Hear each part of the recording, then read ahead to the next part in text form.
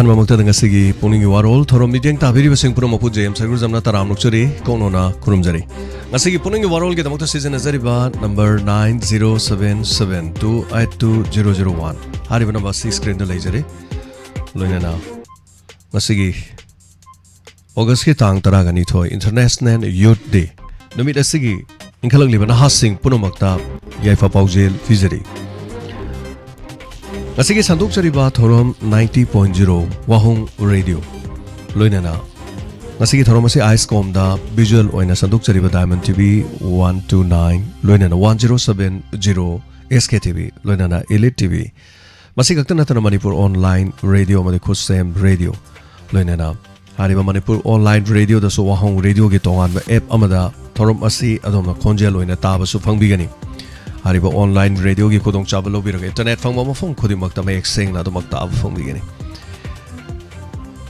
Tonga platform mapan de sanduk chari besu ma thorom asigi nuktigi phone liba pauche gi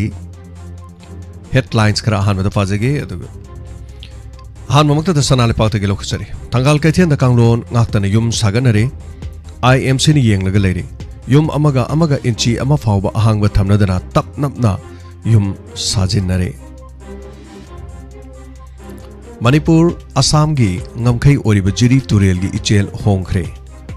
jiri bam gi khutchoi thup khul gi lam hector tara taruk lom Assam da tinkhre hari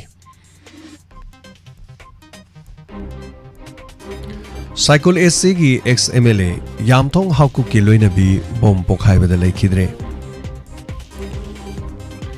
Dupi kaithel da politics tawbana masak thiale haina nandona phongdorokli Churachandpur Chatuna Union Minister Mandavavna Mahiroi Singh Luching Singh Unakre Kuki na Moirang the bomb kapsilakre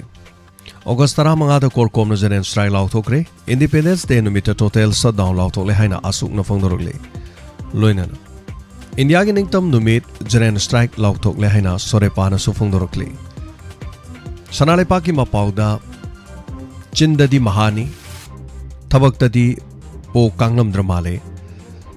Naikisiko Haiba Nepram Krishnamon gi warol yore MGNREZA Hariba sigi thabakta namthak toromagi damak char se thangkhat khre haiba wafam amasu sanale pa pauchegi maroiba pauksing manungda yauri James Talang balakpa anaba sing kangna sandok palaina narakadra haina akiba poknare photo ko konana James ki manungda mot liba amot akai ga pikthana photo konana uli Loinana Ichau gi awaba nanglaba mafam da disini yengsin kre haiba waro Siza hospital taba lambi ising thumdana naba semjin biyo haiba wakat amasu yaurakle Onapam gi headlines ta Union Minister Dr. Sanamok Mandavia Churachandpur da chatuna official singa me fam pangthok re haini Bom pokhairak padagi ex MLA Yamthong gi loina bi lekhidre haiba pauche ayamada manana loini yaure Asung na pong tara nito gi total shutdown law thok rehaibo afam se amhona yauri Imphal manungda mot liba kaya marum singa si photo ko kona na hari basti yauri Sorepa na pong tara nito gi janen style law thok rehaibo afam korkom na total shutdown law thok rehaibo warol kokela law sina security force te attack tawra khre koki gi bunker sing sidok rehaibo afam su ponofam gi pauche gi maroiba pauda yauri Kanglai Park ki Maira gi headlines the Mongsangai mamang lekai the dengue na mioi taruk narak padagi section thorangi tabuk lokhat khre Union Minister Laktona National Sport University 2025 ki October thada sanga gani haina phongdok lamle Lengang tabi Chandol Pokpi amadi Mongjam gi Taurem da operation chathabada khulai kya marum phagat khre haina pauche asida palli Kolkata da Manipur babanda tha tara hena leisilakpa gas ama staff amaga khut thokna khre hari Bom pokhaibada ex MLA Yamthong Hawku ki loina bi charubala lekhidre haibasi pauche amada loina magyaure Se Minister N Birenga Union Minister Dr. Mansuk Mandavia Harisana khre Palenda coming operation chathakre haiba pauche yauri India gi ning tambak Kanglai Park yaudi Indian Independence Day celebration August tara manga boycott tawre korkom Panamgi headlines tasu ex MLA Yamthong Hawku ki nupi lekhidabagi wafam se palli loina na khwairaman ima katel da politics mami tarak kolai bakthibani na dolwa Saiko Mirabai Chanu Miam na taram okre Masa masagi mayumda hanjilalo haina wakat mifam sathakre. Assembly mifam da maiteina ST chanana ba chetpa firip lowina na ba WMC na CM gi puning sangsilagli. Fisalon sagi lamda semilon chawno mateng pangle hani MLA ke chibom sana phongdorokli. Loina na Huyalam paugi pausi asigi headlines tigi kasitang lokacharabada koke terrorist na makoigi ex MLA fawda khut tharak labra plan torma bom ama pokharak pada ex MLA yamthong hawke ke loina bi maintaining all lekhidre loina na geo strategic policy amana manipur ma che tahangadra na trathugai rakadra haibagi chingna ba pokle haina MP bimol na phongdorokli Bangladesh ta thokleba miyam gi ho manipur su tholoro haninga leite ibema charangpatu jan Jiban mission fail oire haina mera paibi na phongdorokli Irangi warasin purang na ba assembly da khanadra ba khongjang sangsilagani hairi Koki sing na inaw no pa bu mi hathi na hat ki bagi maisa marakta mahana thalomba angang ani yengsin ba loina na inebok ikobok ana bagi honagadra yamno wana leli haiba relief camp da lerik leba torbung Bangladesh gi khunja magi mapausu yauri Mapan gi oiba pauda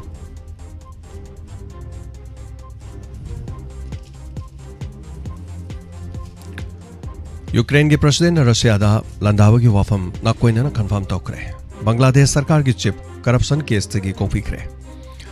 Israeli force ना खा गजा की strip तो फिलिस्तीन mission Singh थोरक ना order पाउथोक चौथोकरे पाकिस्तान के top civil अमसुंग military leader सिंह माइनॉरिटी सिंह की हक अमदी धर्म ngakadabne haina wasakre Hezbollah na Israel की बिजता सुसाइड ड्रोन कापसिंदुना लंदाखरे मसिनी नुक्ति की फोंगली बा पाउचे सिंह की लोकथोक चब मरुइबा पाउ Sigi Toromasi Han Bako Lokosagi Sigi Toromasida Kogi season Azariba number 9077282001 Loina CC Malim Gioina International Youth Day Adumanumit Amani Lumina Sinalakpada Inkalagli Hasing Ponomakti Gai Faba Faba Paujeladu Miam the Fizari Loina Sigi Toromasi Han Bako Lokoche Hello Hello Mingalai Fongatapu Sare don't be this way. Azis tapio kari wafam happening kuirabagi tungda call to birokpa thorom saruga birokpa kari happening ba Sar James ki wahu radio meya sin se have a thousand yam no haje phongdong ba aduga sar gi tharong khudem mangta loina adum ta je radio da aduga Sar James ki Facebook da live yawning musi ko ai di tang khangwa le du kamai taw na se khangjening ba ya ga hangedom Facebook da live yawning ba hoi Sar James ki thoram da phol ka ri yeng ba do ado Diamond TV haidana Facebook page tu changbiro Diamond TV Manipur haidana ko adu changbiraga adum irai line haiba tare ni adum changba yare irai line adugi page du da dum khwai makok thang badu da live tharaga dum leibiramani topa thodokpa kaisu leite adai da dum yawba yare adu sa je so hol jo ga matam mamang chu aina Diamond chu hana sa yogi ngai dai hana pugachebi wakhum de lambi share bagi matang gi do lambi do yam phajana semna sinna bi de yam nuai na chatle aduga khigi ringban maya da ising tunga dai phisi ko Sina koila ano boy ni na koila makha de sing lo na powder ga lo na ai di koila du pokhai ba hore do mari le na sing nam tang yeng sin daga di mapa ji lung ro le pa ro ha sim ya ga di na sum pung tension na di Okay Amuaji habirak padu gi damakta di aduga Sina loira bro topo wafam kari happening ba leiri Sergeant slow jere sina ta mo color da khoto ga sapi jere Okay Thagatsari Thank you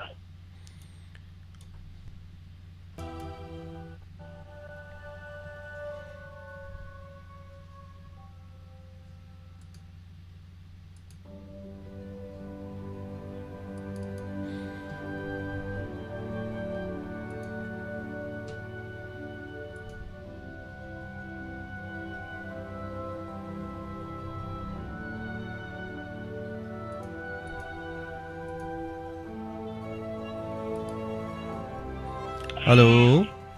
Hello. ꯃꯤꯡꯒ ꯂꯩꯐꯝꯒ ꯇꯥꯛꯄꯤꯌꯨ ꯌꯥꯏꯔꯤꯄꯣꯛꯇꯒꯤ ꯁꯝꯃꯥ ꯀꯧꯏ ꯑꯩ ꯁꯥꯗ ꯀꯩꯅꯣꯝꯇ ꯈꯪꯖꯅꯤꯡꯗꯅ ꯇꯧꯕꯅꯤ ꯍꯪꯖꯒꯦ ꯇꯥꯛꯄꯤꯌꯨ ꯑꯩꯈꯣꯏꯒꯤ ꯏꯟꯁꯨꯔꯦꯟꯁ ꯌꯥꯎꯕꯩ ꯃꯇꯥꯡꯁꯦ ꯁꯥ ꯆꯍꯤ ꯀꯌꯥꯗꯩꯅ ꯀꯌꯥ ꯐꯥꯎꯒꯤ ꯃꯅꯨꯡꯗ ꯌꯥꯎꯕ ꯌꯥꯕꯒꯦ ꯑꯗꯨꯝꯇ ꯈꯪꯖꯅꯤꯡꯉꯤ ꯏꯟꯁꯨꯔꯦꯟꯁ ꯌꯥꯎꯕꯗꯤ ꯑꯗꯨꯝ ꯌꯥꯎꯕ ꯌꯥꯏ ꯑꯗꯨ ꯇꯧꯕꯗꯤ ꯆꯍꯤ ꯌꯥꯝꯃꯒꯗꯤ ꯄꯩꯁꯥ ꯌꯥꯝ ꯍꯨꯜꯂꯤ ꯁꯤꯃꯗꯤ ꯂꯩꯕꯀꯣ पैसा चाही यामकपनिना पैसा यामना हुल्ली अदना चाही यामद्रिङेदि यावबनदि ख्वाइ फे अदुबु चाही यामगा यावरसु तोइना काइबदि लैते अदुमाइना हाइबा तारेनि चाही यामगा यावबसिना कया चाही द कयागि चांग हुनगे अदुम तंग अदुदि इसागी चाहीदुगि मखा फोले इसागी चाहीदु कया सुरगे हाइबदु आधार कार्ड ते येंगनी यांखै सुबना कयादा हुल्ली हुपुना कया हुल्ली मदुदि कोना खनरसे अदु याम चाउना ताकपा मजंगनी हाइतारे याम सांगना अदु खंबिनिंग बे इसागी खंबिनिंग बलेदि आधार कार्ड तो तौरगा थाबिरो आधार कार्ड थाबिरागा पुनमक तो खंगबा यारनी हाइतारेने थैंक यू स्वागतचरी मजे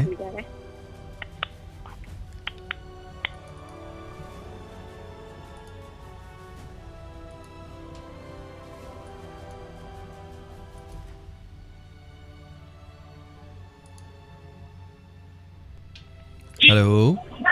हेलो तरामुक चरी हेलो आओ जी दुने बुआ होय होय तरामुक चरी ai kainom hangje to diamond ni to buliba group मैम बुजु काइने खुम जनी अदुगा येना वखम हम ताई हाइनिबा हाबी निना ग्रुप कने kainom lai ni khangde mani khangde थागनरगने निंगा फोनगा नरिजे हातो याबो सोंथोरको मसागिदन अदुदि यावरि ग्रुप ते यावबनिना सोंथोरकनि से ओ आइदि खंगदमनिना मोय आइना आइदि मिंग इरेगा आइदि फोन नंबर दो हे हापा दंगरां नाउति बंदना नाउबियागा नारपांदि दो अदुना इके नंना फोन दा मु इरेगा थागलैदि कइगिनो सुम हंगबा मिंग इबिरु नोसाना मिंग दो तुम थोला दं ओ आइना अदि खंगदबगी अदुगा तांग जादनो पुंती के तौनी हाबिदबा करी दोबा नंगना कर महाभारत की सीरियल मा तौनी का हाबिदो तांग तरा निपान तांग निपान ओ अदुन नंगबा सिसे जे कइनो खरे तौरके होय हंदा की पोट के सिताबनी ने वाखन ये कुमंगनारे वारे अदु फोन तो इंद्रे ताबा ओइलेबा अदु खतंगी नोम बाजेम सा हंगगा करिनो कनो यम चोपे कसुगादी होय अदुगा फोन दि अदु ओती तो सुबंग संगदबा हो या चिकन हागा समजरगे कोइ मुआ थैंक यू फनी ओ जरे सरगा बेरा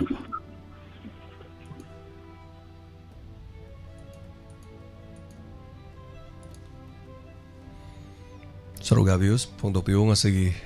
Masida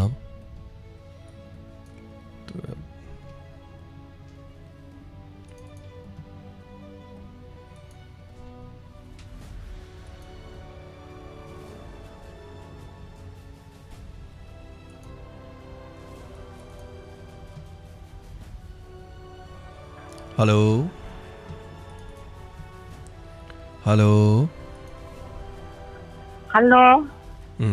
Tapi minga leifam no problem bamdagi ma jamini ne ma kedoroge yam tabli tawre kedoroge kasu taw de nong ga ta bane sang de ne nong ni ne ta de ba ala na la koi che irai ne mi te kya sa je pure ba ko aduga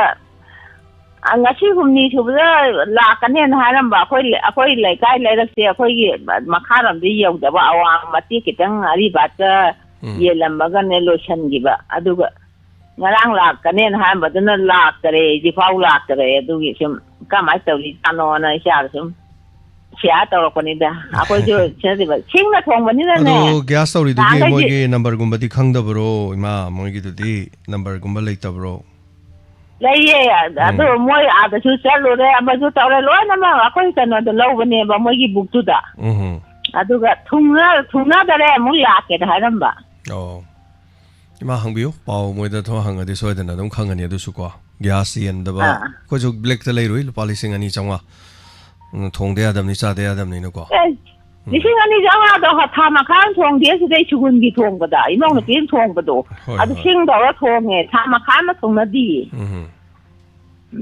저 짝도 야보나 때문에 인상 딱 통보다 아드니다 좀 누가이대바 아들 하나기 알루기가 아니나보다 거기서 비엔데 요라야바 비엔데 요라보다 루파니 푼 디피 아두가 뭐 로나 두칸데 마말을 타이 비엔데 라보데디 하와이주 알루주 데기 로나 파우숨제 로나 마만타 거기 시대 라이 nga랑 줄람 그리고 이샤게 스펙터 타야지 누가야 좀 마탕 따버지데 노마기 딱딱 따로 이게 와래 아니 이마 이마이나 따리야도 와 시대 마코이 마닝데는 팀래요고 마이 까이노 뭐네 lumma 따바지 거리노예 마 lumma 따바지 뭐지 마디 세레로이 칼로잔 까이노 lumma 따바지 거리노 거 아이디 칸지 마나라이 अखोना ज्ञान तारा ताए लुम्मा ताबाजी ना करीम सा आई ना तारी कोले ना हाय दब दो दुनी लुम्मा ताबा हाय बजे ना कोने हाय रवा माने कहे अखोई दी खंग दे लुम्मा ताबा सुमाजी करी आई नो अखोई दी यम की लोई ताए बा होय होय दे दो ता दा जु फोन दा ताए कोई इशाई मो गदी फोन दा लोई ताए मो दी दे दो ता ता भी दे अच्छा कोई ऐसा कोने जा वसा गो ता दा दम ताए होय होय इशान अदुने ग्यास अदु कमाय तैनो लाके कोई साई यौरमदरेना सम हंग लापियो ना हाइजेना होय ग्यास की दुदी मा तंग मोय ग्यास की दुदम तंग कॉल तौबिरो अदुरदि सोइदना खंगनी मा को याम नुवाजे ग्यास तौरि मी दुदि खोइ थोरम सि तारम दौ मानदे खोइ लुबा अदुनि मा तंग खोइ लाकने हरम अदु लाक्त्रि करिगिनो हारनि मा कॉलम तंग तोक्सनबिरो अदुरदि सोइदना पखोमम लेरनि को याम नुवाजे मा लुमगा ताबा हाइबसे रेडियो दा ताबा मिनदि ngaubiramgani yes हौजिक से सामना हाइजरबदा कोना संदोक्चरिबा थौरमसी फेसबुक ता मी यामग्रे मी तरहमदोइ लै थोनो यामग्रबा अदुगा यूट्यूब तना हौजिक लैसि मी चांगा तरामरी नि अदु चांगा तरामरी सिदा मेसेज इबा खोटपा तौरिसि मी यांखै मो हुमफो मो हाइतारे अदु अतैसु चाबिरिमनि अदु थागजै कैसु नथे कोना लुमा ताबादि वांगांगदना तुमिना ताबिबदुबुनि लुमा ताबा इसे फोन सु तौबिदबदु न यूट्यूब खकि नथे रेडियो ता तारगसु तारगदि लैबा अदुगा नोमतसु फोन तौबिदबा नोमता खोइ तारि न हाइबा अदु करिमता हाइदना लैबा सिंगदो अदु तुमिना सम लुमगा ताबा हाइबनि करिमता नथे सुमयाम नोक्सेन हाइजबने हाइबा तारे थैंक यू सो मच सागचरी मथंगी कॉलर दा खोदोंग चाबा पिजरी सिगी थोरम सिगी अदुगा असीदी कोइना इंटरनेशनल यूथ डे हाइबा तारे सिगा मरी लेना नमित सिगी सु कोइना लोगो मा हाइतारे थोनजरिबा कोइ वहंग रेडियो गी माइकै दिगी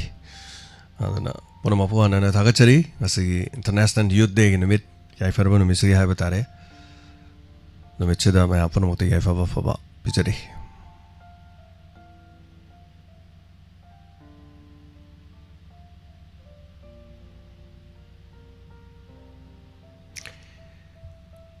hello hello good afternoon sir तराम नोक्चरी मिंगले फंगम ता हाइबिसि मयामदा आई तोपचिंदगी ओपेन तौजानि का सरगी चैनल से ताबदे याम थि नुंगाइरे हम फजरे पदास याम इंटरेस्ट याम वरे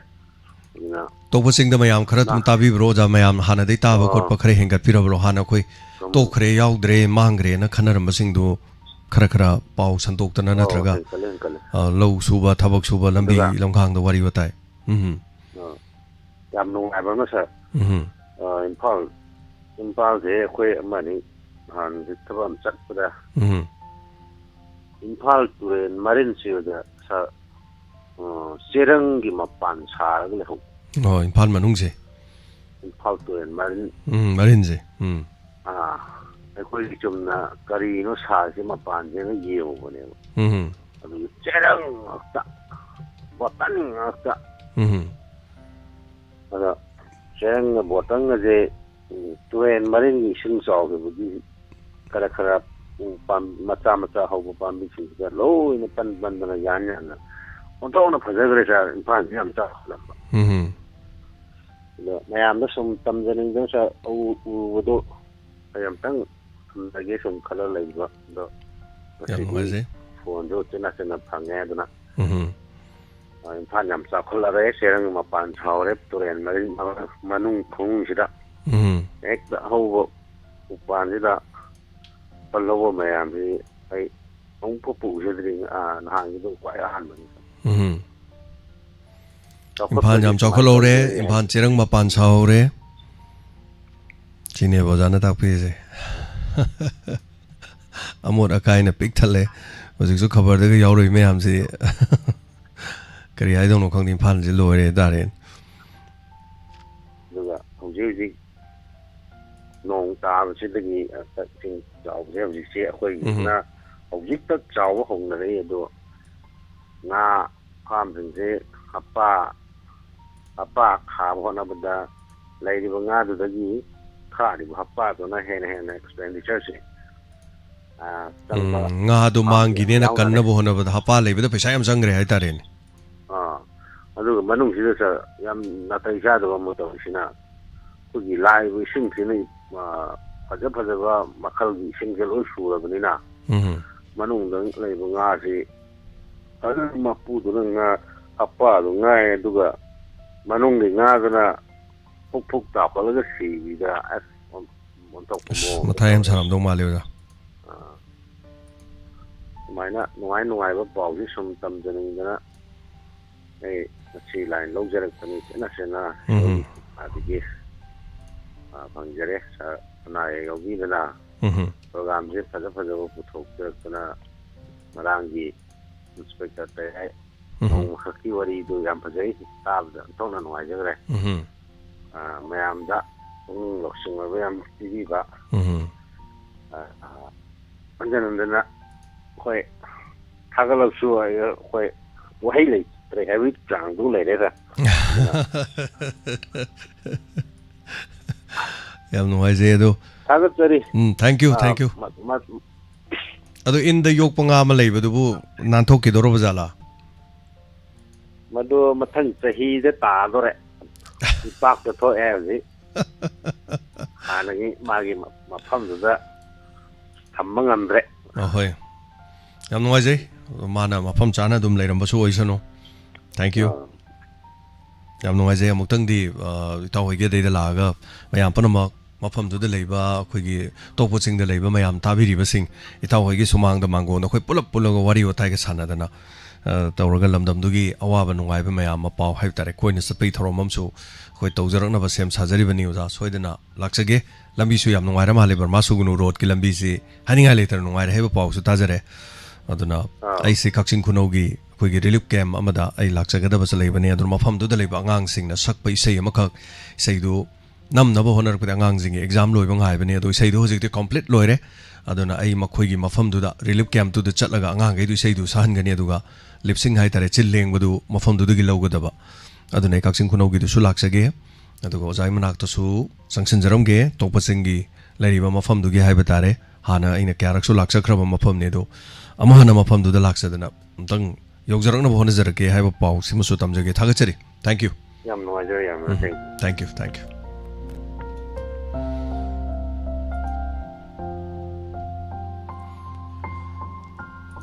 ꯃꯌꯥꯝ ꯏꯟꯇꯔꯅꯦꯁꯅꯦꯜ ꯌꯨꯠ ꯗꯦ ꯍꯥꯏꯕ ꯇꯥꯔꯦ ꯅꯨꯃꯤꯠ ꯑꯁꯤꯅ ꯂꯥꯛꯄꯗ ꯌꯥꯏꯐꯕ ꯑꯐꯕ ꯃꯌꯥꯝ ꯄꯨꯝꯅꯃꯛꯇ ꯄꯤꯖꯔꯤ ꯑꯩꯈꯣꯏꯒꯤ ꯋꯥꯍꯣꯡ ꯔꯦꯗꯤꯑꯣꯒꯤ ꯃꯥꯏꯀꯩꯗꯒꯤ ꯍꯟꯅ ꯑꯁꯤꯒꯤ ꯅꯨꯡꯉꯥꯏꯔꯕ ꯅꯨꯃꯤꯠ ꯍꯥꯏꯖꯕ ꯇꯥꯔꯦ ꯑꯩꯈꯣꯏꯒꯤ ꯌꯨꯠꯁꯤꯡ ꯑꯁꯤ ꯇꯨꯡꯗ ꯑꯩꯈꯣꯏꯒꯤ ꯍꯥꯏꯅꯔꯤꯕꯅꯤ ꯏꯟꯈꯠꯂꯛꯂꯤꯕ ꯅꯍꯥꯁꯤꯡꯅ ꯑꯩꯈꯣꯏ ꯇꯨꯡꯒꯤ ꯌꯨꯝꯕꯤꯅꯤ ꯍꯥꯏꯗꯅ ꯍꯥꯏꯅꯔꯤꯕꯅꯤ ꯑꯗꯨꯒ ꯃꯍꯩꯔꯣꯏꯁꯤꯡꯅ ꯇꯨꯡꯒꯤ ꯌꯨꯝꯕꯤꯅꯤ ꯍꯥꯏꯕ ꯄ꯭ꯔꯃꯥꯟ ꯐꯥꯎꯕꯗ ꯂꯩꯔꯤꯕ ꯑꯗꯨꯒꯨꯝꯕ ꯌꯥꯝꯅ ꯃꯔꯨꯑꯣꯏꯕ ꯅꯨꯃꯤꯠ ꯑꯃ ꯏꯟꯇꯔꯅꯦꯁꯅꯦꯜ ꯌꯨꯠ ꯗꯦ ꯑꯩꯈꯣꯏꯒꯤ ꯅꯨꯃꯤꯠꯅꯤ ꯍꯥꯏꯗꯅ ꯍꯥꯏꯇꯥꯔꯦ ꯅꯨꯃꯤꯠ ꯑꯁꯤ ꯑꯩꯈꯣꯏꯅ ꯃꯥꯂꯦꯝꯒꯤ ꯁꯤꯟꯕ ꯊꯨꯡꯅ ꯃꯐꯝ ꯀꯌꯥꯗ ꯍꯥꯏꯔꯤꯕꯁꯤ ꯄꯥꯡꯊꯣꯛꯅꯔꯤ ꯑꯗꯨꯒ ꯍꯥꯏꯔꯤꯕꯁꯤꯁꯨ ꯃꯁꯤ ꯑꯩꯈꯣꯏꯒꯤ UNꯒꯤ ꯖꯦꯅꯔꯦꯜ ꯑꯦꯁꯦꯝꯕ꯭ꯂꯤꯅ ꯍꯥꯏꯔꯤꯕꯁꯤ ꯋꯥꯔꯜड ꯀꯟꯐꯔꯦꯟꯁꯀꯤ ꯑꯣꯏꯅ ꯃꯁꯤꯒꯤ ꯁꯤꯟꯈꯤꯕꯁꯤ ꯑꯩꯈꯣꯏꯒꯤ ꯌꯨꯠ ꯏꯟ ꯗ ꯂꯤꯞꯁꯟꯗ ꯃꯗꯨ ꯗꯤꯁꯦꯝꯕꯔꯒꯤ 13, 1999ꯗ ꯁꯦꯝꯈꯤꯕꯅꯤ ꯑꯗꯨꯒ हारिबसी ऑब्जर्व तौरखिबा सेलिब्रेट तौरखिबना अगस्त की तांग 12 2000 दगी हाइबा तारे अदुना मसिदगी हारिबसी कोई यूथ सिंगी मखोगी खोगी नुमित अमा हाइबा तारे इंटरनेशनल यूथ डे हाइबसी कोइना पांगथोकदबनी हाइदना हारिबसी पांगथोखिबने दुंगा सिसे अगस्त की तांग 12 नि अदुगा 2000 दगी हौकिबा सिमलबा इंटरनेशनल यूथ डे की नुमित असिदसु कोई माइकैदगी वाहंग रेडियो की माइकैदगी सु हारिबा मरी लेनना थोरमसी मैमना याइफाबा फबदु पिजरी मथंगी कॉलर दा खुदोंग साबा पिजरी सरुगाबियो अखोइगी नंबर 9077 282001 हारिबा नंबर सिदा कॉल तोबिरगा थोरमसीदा मैम पनमना सरुगाबियो मपुंग फानबियो लोइनाना अमखजो हना याइफा फौजियल पिजरी इंटरनेशनल यूथ डे हारिबसी सिगी मरमदा isi laliba numina sigi yaifaba fabadu मैम पनमतो सुपिजरी अदुना ngasi इंखलगलिबा नहासिंगना तुंगी युम्बिनी नहासिंग याउदना तुंगी युम्बी अखुना सागत पे हरोय अदुगा लेबा अमगी अफबा लेबा अमगी मराइबा हौरकलिबा सिगुम्बा यूथ सिंगना लेपकदोरिबन अखोइगी नंबर दा कॉल तोबियो नंबर हांगदोक्तुना लेजरे नंबर 9077282001 दा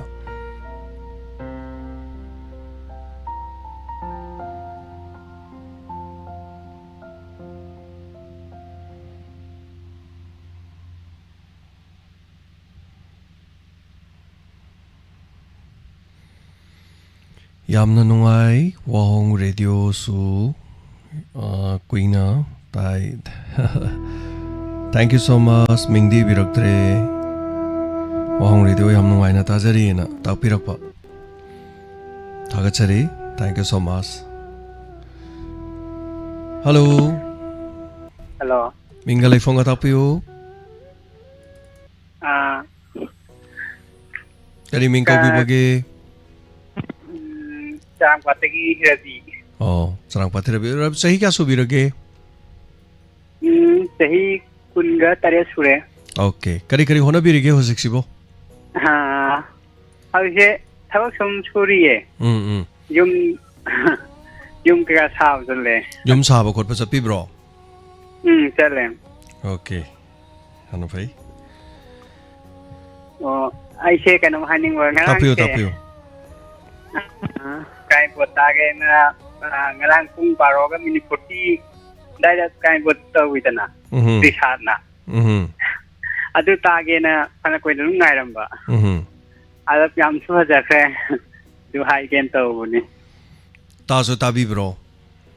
tai thank you tabi bagi anu ai no mo gi oi wari hai batare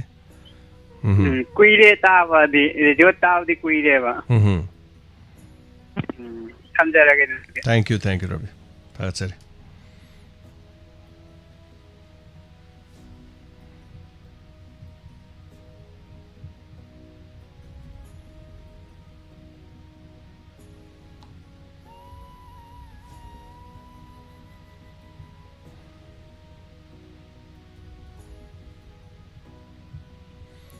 Hello. Hello. Oh, Mingalay Fonga Tapiyo. Hello, ay kano ne hello teri lehong sa hana so sana diamond songi kano do puri ngai da laksa hoi hana gi wadum potara leirasi adu da ki sum ko do hoi adu da gi ngasi ba wi ma do sum karai da char una wi kari gi sum khang da nei ra ko ne ba do hana char gi senel hang ya ha ba do di lai ru re ba ko adu do sum ta ba okay am no adu ko number ji sum khang da na mi ngon da ko yang hang ga lak thok so number sum hai da ba ni ma di mi ngon di number do thi ra ku la ya ba ima du di lai bro lai ye ima su lai ima du di wangang ba khot pang sahi kya surage sahi hum khu ga taru mu sure yam na ha ni da adu di ima ma sangam da bro na pa hela ke di hello hello tabiro bro ima gi ming kari kauge ima ni leo ta ko ye le ho ma cha ko we ima le ngam da kum je ngam da u ba sun tong lai ru ne ba hojik ti phara ba na tro ima hu je ngam ne yam phare ima hello tabo Tazare. yeah ima pai chi Ima go wari sanazari. adu Ima do no sen hujuu khong hangdoi si kai wai da no ima sak ke hai bana chang ta aba Satpasi Khongjom da police station mamang da dum lak pa yai. Aduga station aseng ba lady sidi Sikhong Chengwai dani lady siko radio gi lady sina ondana koi thorom tawri sina sidagi haiba tare samna haiba mayam no all India radio na tari si sandokpudi imphal di sandokpani dana station ju imphal de ne ba de khoi na tari sidi kadai de no hadi mayang imphal de gi ne ba mayang imphal da thamba tawar da khilla da tharak pudo adu mai tawdana hai tare khoi su su ri le ni adu mai tawruga tawi all India radio gi type ni haib tai adu yam no ai ima do operation tawru re hare adu ima kari operation tawru bano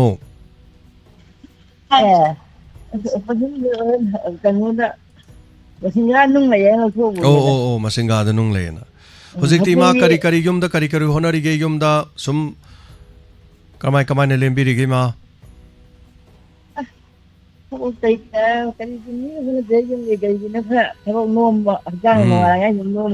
ima du yam nungare hojikti radio da su phara bani na radio gi thorom tabiro radio gi khoi gi thorom si ayuk ki pung ni pan makhai de gi na ahing gi pung ama makhai ani phaw se sung lep tana mut pa leitana dum thogal tawjari bani ma ko adu tabiyo ima wakhal pungning nungai na leibiyo matam kuina khara khoi ga lapna ru rabasu ima hojikti thogul mayam gi tawba horobani na nungai ba program sing tabi dana ima atei kari habining ba leiri ge o isai no atela agai khoi so dole yau bra kan aman yau gen hai ne leiba hoi ma kaisu kaidi no malak piu ima lak pa ya ba matam se ima ayuk ki pung 10 de gi na pung 12 thoi phawbu gi manungda adum lak pa yai 12 thoi makhai phawbu dum tangai phadani yai aduga masi natraga nei ma nungthil gi pung ahum hai tare ko pungning gi waro loirakpudo adugi pungning waro loirak pung ahum de gi na pung manga makhai swai phawbu gi manungda dum unaba yai ima ko no madum lak piu hairo Khongjom mai siam nak khrabal lamamani yam panglab lapo banati ma adu irai lai bani monu pi da badai na hape haija khrabani khoi gi police station Khongjom gi leibedo adu gi hek opposite ta leire phundrei lambi changbado changba gi horok bodo ai gi ni han leiri ni aduna hek sorok mapan du da leijarabani ma soidana no malak piu tai kari habini ba leibiri ma sar ayam ta pai da hoge sum mayam so radio du ta ba gi sum lum ga ta ya do ko jo lei radio lei hu ga tha ni so re ko ta ba di ku ire sum ha ge se ne di ka ne go na baro ke ta ya ta ji ma so tom tum na te ngai ra lei ba hoi ta ra sum le ma phone je ta khau na ra di ai amuk ki ka do ra ba ne ko ni ko ma ta ra ga yam tan ta ta chi na ko khara ni na da ngasi so number chi nga sai ayuk ta gi ne ma na pu ro lai chi nga le mu nam ke ya te hai number mu so ram ne chen la ga mu number mu si le ro lai ne ba hoi jam no ai re ma chen ang pu gi ra ke ta ne chat lu ge hai ba si jaga se chum kham de ne ram ne ba na ham ne tum bok ne hai ba du chum ma kam du kam ni ran tan ta ra ga ta ra na ko ji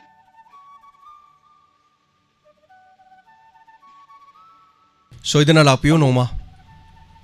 ima purgo so soidana lakpiro ko dudi yam nongai jare thank you so much ima bosu kurumjari ima thorom saruga bibagi herok tagi aduga koi gi thorom taba phangde na leiru ima na koi thi dena tobudi monu pina so radio ma leibire hare radio do tabiro maduga sangba matam da ima lakpiro yare koi ma thank you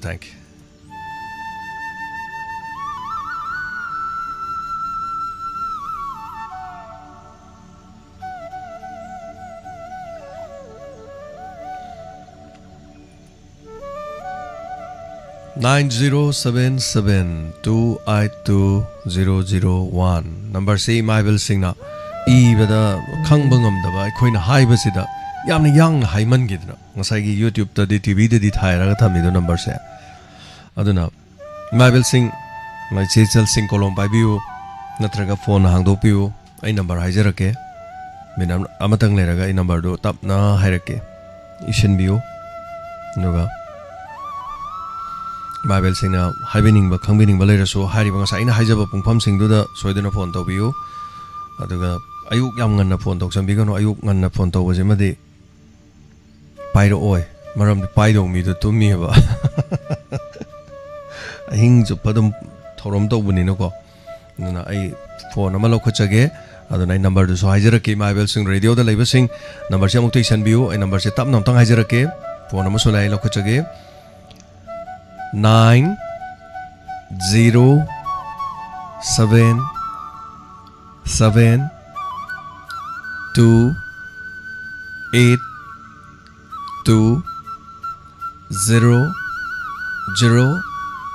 907728201 ꯑꯃꯨꯛꯇꯪ ꯍꯥꯏꯖꯔꯛꯀꯦ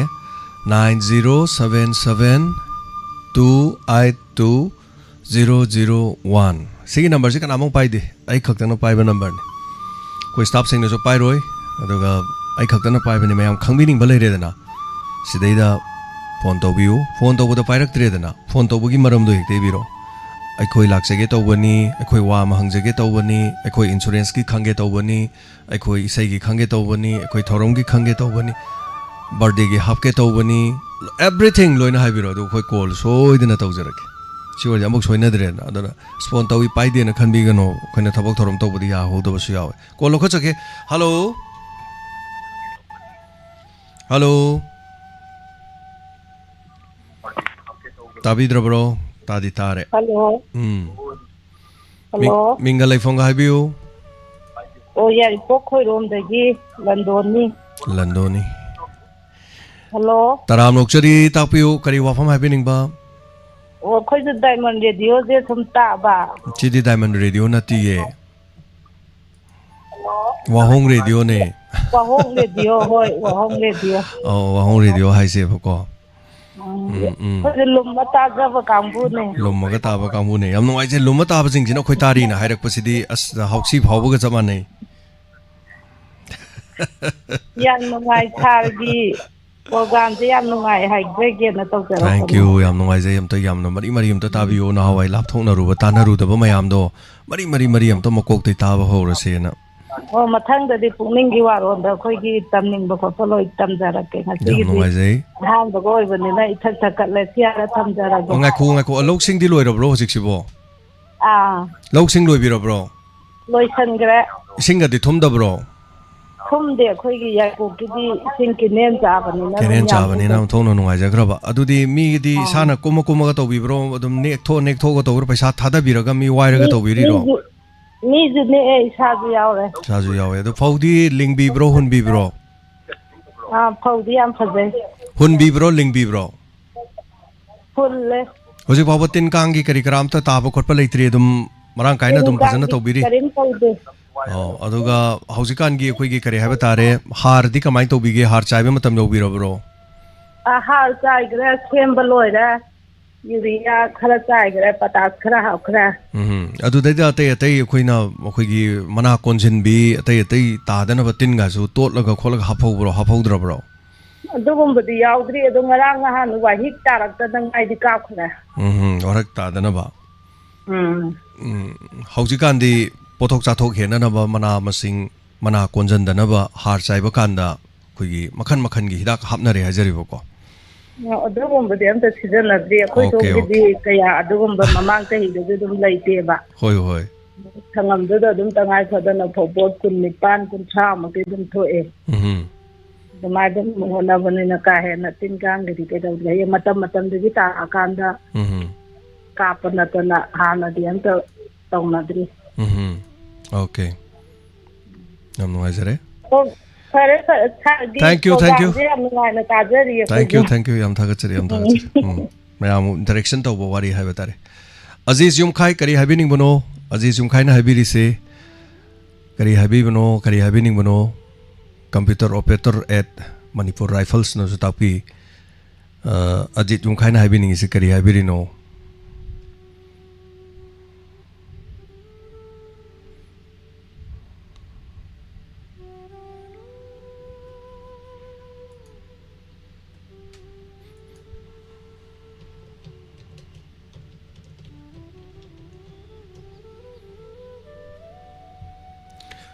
Hello.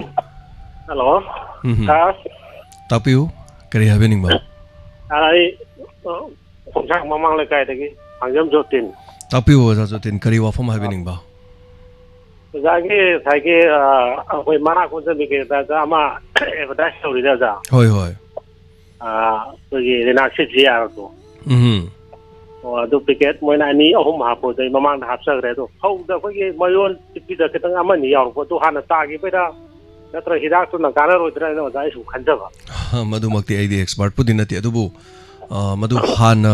hana tagi bagum oiram gadra mayam di ta de na so haibani na ai tare adu mai na su khanje hoi hoi fatera adegi di renexia ade kebuka moi makhan makhan leiri de hoje kan di ko mayam to isi mana phai haiba khoina haibi ade haiba tare puno mak tori besing do loina phai haiba tai du chana da ba haiba du su mai yang hodori ne hajari ba anyway amabore adu bu khara theng na hap ki bazala kharanga na hap ki bazala kari lei bazano ko za ai se nimit tarami mukti hele ko ai na pidai na sum amandi mama do atai de sta pa na no yeng kan de ta di udre ko da na sa adu ne ai tar ka do na tra ka na mu su adu na ta ba to ko mu su ha ki tra na na su hoi madu marak ta su khone expert kauraga khoi gi agriculture gi oba doctor kauraga wari watai sana ki basu mong leija khre aduga kari to ba yage among naksala kan da khoi faucing khra khoi gi kano torom dai da mong su pujar ke haiba thare khoi mahi maro khoi gi umjan ba horok pa kare tare pomba matam sat pa matam dai da su mong pujar ke haiba tare ko zagi wa hong chene radio chene simde oza khoi na u bor kano yam nuai ra za thank you lau thau to ji adu dan oza ing to khong su ta ta ri ge ni pa oza to ga khoi gi nungdang gi khoi gi paw chim do za gi tum ta le da mi ne paw chim ta le phang de adu ta ya da gi ha ga no gi khoi oli da radio gi le se cham ga ketang paw gum di za gi khong ga ba samdri all india radio gi pauk samaga thagadam ni haiba leite moi gi na harakpadi aseng badi khoi gi all india radio gi haibadi khoi gi imphal gi jaiba nate aseng ba haibadi khoi gi asom da gi hindi gi english ka ngang base masi oina relate tawurga thaba gi ai na haiba adu bu thana ba yawi mi ate ate di ko adu za to mayam da i pau kar gi pina ba khoi makhan tawjar ke kitang sem saba khara tawjagi ge ko adu bu da no ala dum kano gi oza gi paper newspaper gi dum ju thangi bon da hoi paper de dum no ala ga dum paja bane hoi thank you am no ai da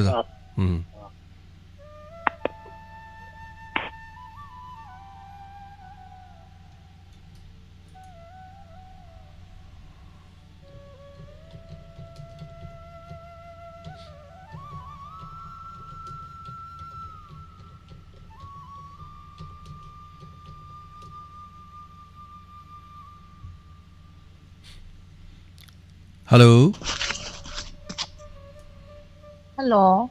Minga leifong hai biu. Sai number oinam da ki ai oinam promo ko desa. Tapiu kari wafam hai bining. Sa gi puning gi waron chuk ta ya du ki muting nungai ni sa. Tidang to ya tau ni sa. Yam no ajai sina tabato ba kari hai bining ba legi. Sa gi san ai no ma lak se ba dum chang jaran SNS ki en ko ta hangjang ba okay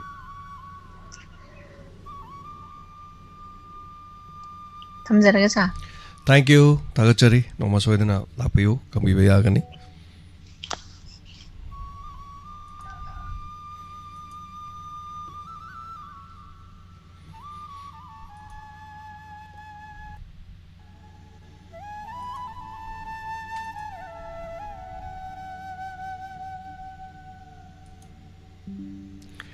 Hello. Thank you.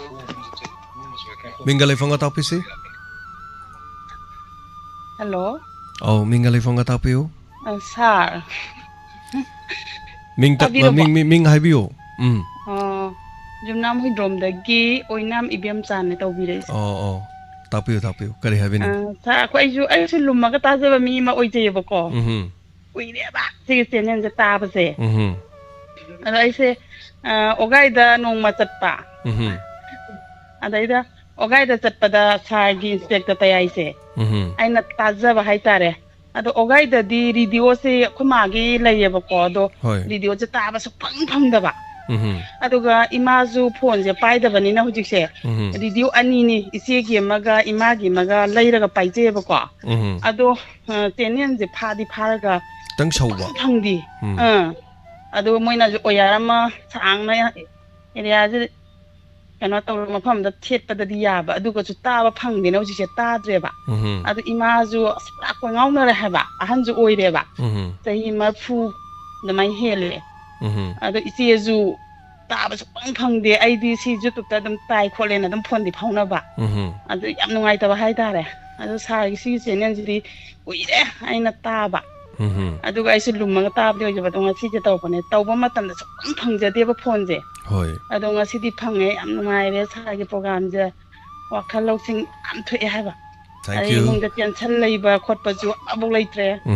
अदे इचांगै दैदे आइगी पुरोइबा करी cross दैना वारी लीने दि पुरोबिजु तारे माजु inspector ताय दम तायबा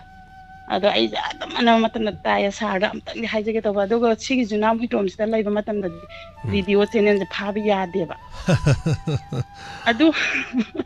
sir I video से आइगी दि directly लैते phone दा दिम ताबादो खोइ जुमदंग नबा खोपदा हंगबदु जु मोजु फाबि यादे दि हायबा अते लोकताक चैनल दि यायबा होय होय लोकताक न खरा नकपगिनि खोइ सोइने यारानि कुइरोरो याम कन सेमजरी एंटेना से रिफ्लेक्ट लैबदगी हायबा तारे खोइ एंटेना से खरा सोनबो ओइबा अदो एंटेना से हनबम त सिनगे न तौरी किदंग गेंगमिनसी अदो ओगाइदा ताबा फंगदबि सा आमथि नुंगाइदै जो ओगाइदा इपामदा चटपा मतम दै स्पेक्टर तया जो तारक पदे ngasibo तारिये साना समदा लैंगदि ताबिरकपदुना अदो ngasi फंगजरे आमथि नुंगाइरे वा ngang jam hijade hama phangwani पाजु पाखतले सा याम नुंगाइ thank you थागचरी तंपनम गदम ताजरी नुंगाइ प्रोग्राम दो अदम येंगजरी नि YouTube ता सागे सक्से उबो मतमदा सामथि नुंगाइ हाबा अदा ताजनिंग पोक्चै अदुगा इचांगै जो मजु ज्ञान दम ताइ सागे ताबा मतमदा सारो थमजरगे अना मतम ताजरी लुमगा ताबदु ओइजरीबने thank you अति फोन फंगे याम नुंगाइजरे थमे चरुगा बिरकपा याम नुंगाइजे थमे थम Facebook की लाइब्रेरी बेच नाउ सिंग में आम पनो हाइतारे कोई की YouTube तक खोइना मॉडरेटर नाम हापचरी से मॉडरेटर से कहीं हाइ कान कोई मैं आम थौरम तौरिंग ऐसे कोई मरी लेना दबा अरे वाई वता फजदबा अरे कोई हेक सुम लेदनो को सिगुम हाइरक पदा कोई सब असंग बा हिगोक लेरी से मोहिना माइक तो कक्थत खिनेबा नत्रगना कोइन हाइन अदुगुम वादो हाइबिगनु फजना पुनिंग चंगना मैम तामिनसी कोई सपोर्ट तौमिनसी गायना समायना हाइबा हाइबताय सिगुमसे न कोई YouTube ते याम तवे अदो Facebook ता कोई से अजीज हाइना मै याइसे अजीज युंखाय ना हाइसे मान हाइरे वासे कोई Facebook ते लेबिर बेतिना सिंग मैम सिना कोई रेस्पॉन्स कर तौबियो समायना हे हारक पदा कोई वा मा थो हाइरस खंगे गान तौबो सिगुम लेदेने अदमा वेनिंग बॉय जनो मो योजनो computer operator at Manipur rifles काना दम हायबको नो कोई सुमदा कनो लेते अदुगा मीगी दा हाइतरेको मीगी सोकनब नत्र मिंगोंदा तौरक तारगदी डिफेमेशन ना इज्जत की दाबी नम लेबो हुजिकांदे अदुना सुम हेक तौरक मतमदा हेक हाइरक बजे अदुम वाहे वता हाइबिगनो अदु तौबिगनो ना खरा खरा तंबिदोंने मरमदी मिरक तिलक्तबा मिरक थोलक मतमदा सुम असोय बजे मथौ लेतन मीगी चने थोक चंगसले थोय हाइबा सुम तौबा सिगुमगी थबक से खोय तौहलोइदौने सिगुम जिंगजे से खोय पराम मा मोइसे तंबिगदो मरमदी सिगुम सिदगिने बा सुरकदोइसे अदुना अफाबा मी मतन लेबाक सेमनब थोलकप मी लेबाक की मीनुंग सिलेब मी मतना कोई मी मांगनब अदगी मिंगोंद मीगी थमोय कायनब नत्र मीगी नुंगाइतन वासे कोई सुंगा ngangoy सुंतौ तौरोय अदुना सिगुमसे तौदनब खोइना अदुमदो तौबिगनो अदुमदो हाइबिनो गाना Facebook त लेबे सिंगनसु खरा खरा रेस्पॉन्स करगा लौबियो दम तक तक सिगुमसे खरा खरा तंबियो मागिसु मागी दिमदम लेरंगनी माइनि साम लेरंगनी अदुना सिल लेतन साइ नान बाइदो कोई थौ लेतन थौ नान बा थौ थीबन लेबा मा अदुना एनीवे अमा लेरे तानिंद्रेदना मादम मागी राइट नि मा थोके थोक्सनो मा तौसनो मी तौबदा भक्ते हाइबे यादेबो नसिगुमसे खंबिगदमनि अदुना अमा योइसनो को अदुना सिगुम थौरमदा थोयदा संगायदा समाइ तौबजे अदो कया मसाना हाइबे तारेको अदुना लेबाके फबा तौबा इमुंग मनुंग फबा तौबा पसागे फबा तौबा सिगुम मीना का है ना हाइगन दे सिगुम से तो मैं हमसे योरो का रेस्पॉन्स खरगा पीबीओ फेसबुक की यूट्यूब की मरा का ना तुम लेबनी ना फबो को हेलो हेलो मिंगल फोन हाइबियो अंड्रोदगी लासनी तराम लोकचरी लासनी तापियो करी हाबिनी वहों दि तो कोइ लुम्बा ताजनी हो कोइ ओजरी सा असीदि लुम्बा ताबे याम थोलेदा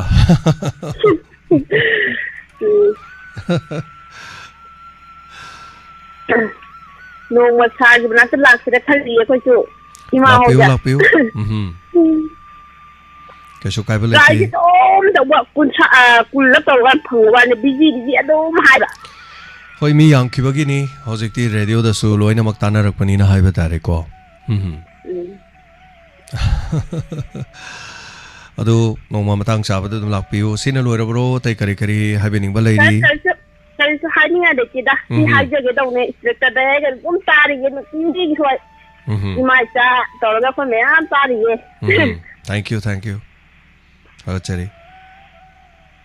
साथ हम जरा गे दुदी thank you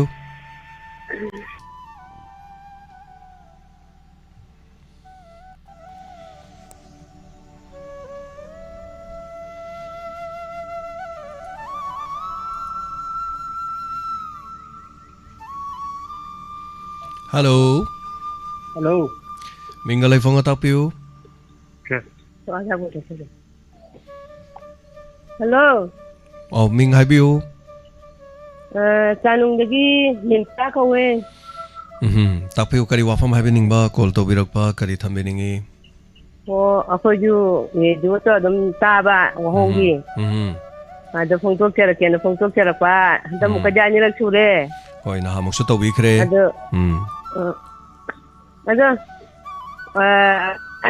yam nuai ta koi gi ai wa ali dang haijara ke ba ko habiu ha kano akoi gi gangwai na ni asi gi bara ga sang ga ki jai hai do kai gi no ba mayam no na ba tawri ni mi asi bo ubu du nuai bro mamai kai ba mamai de nomai na kapsan ba mamai mamit kai ba du yeng ba nuai bro adu nuai te haijari ni Hanubi akoy bang da ki de hari baina ngodi khara ki ganda ba mi oitai aduga mana kanogi ma gi ma budu yam pa ta ba am nungai mana ngang budu adu hajer ke ta buni da sum ta bani na sum ta ka lei budu ngamak da bani da sum phong tok chara pa thank you o ta Nasi hai kita boleh sampai lagi. Thagat cari. Cari. Mathangi caller dah khodong sahab api cari.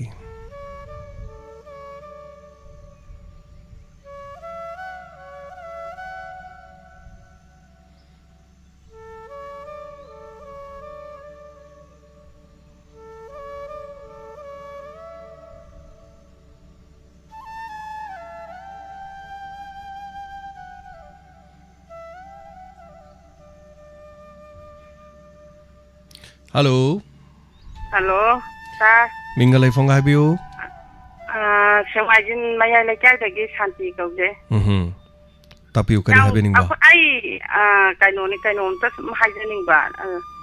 कुइरे बा खोइ S बस याम थिना कुइरे खंग्रे दा खोइदुम दा form मा अपनी बंदो हाइतारे पारगा सम लैबा नोमदी आई केंदन छाबा सिदे याम थेंगक्वा खोइगी पुंग तरागा माथोय मखाइसी diamond जी सुम तारामगा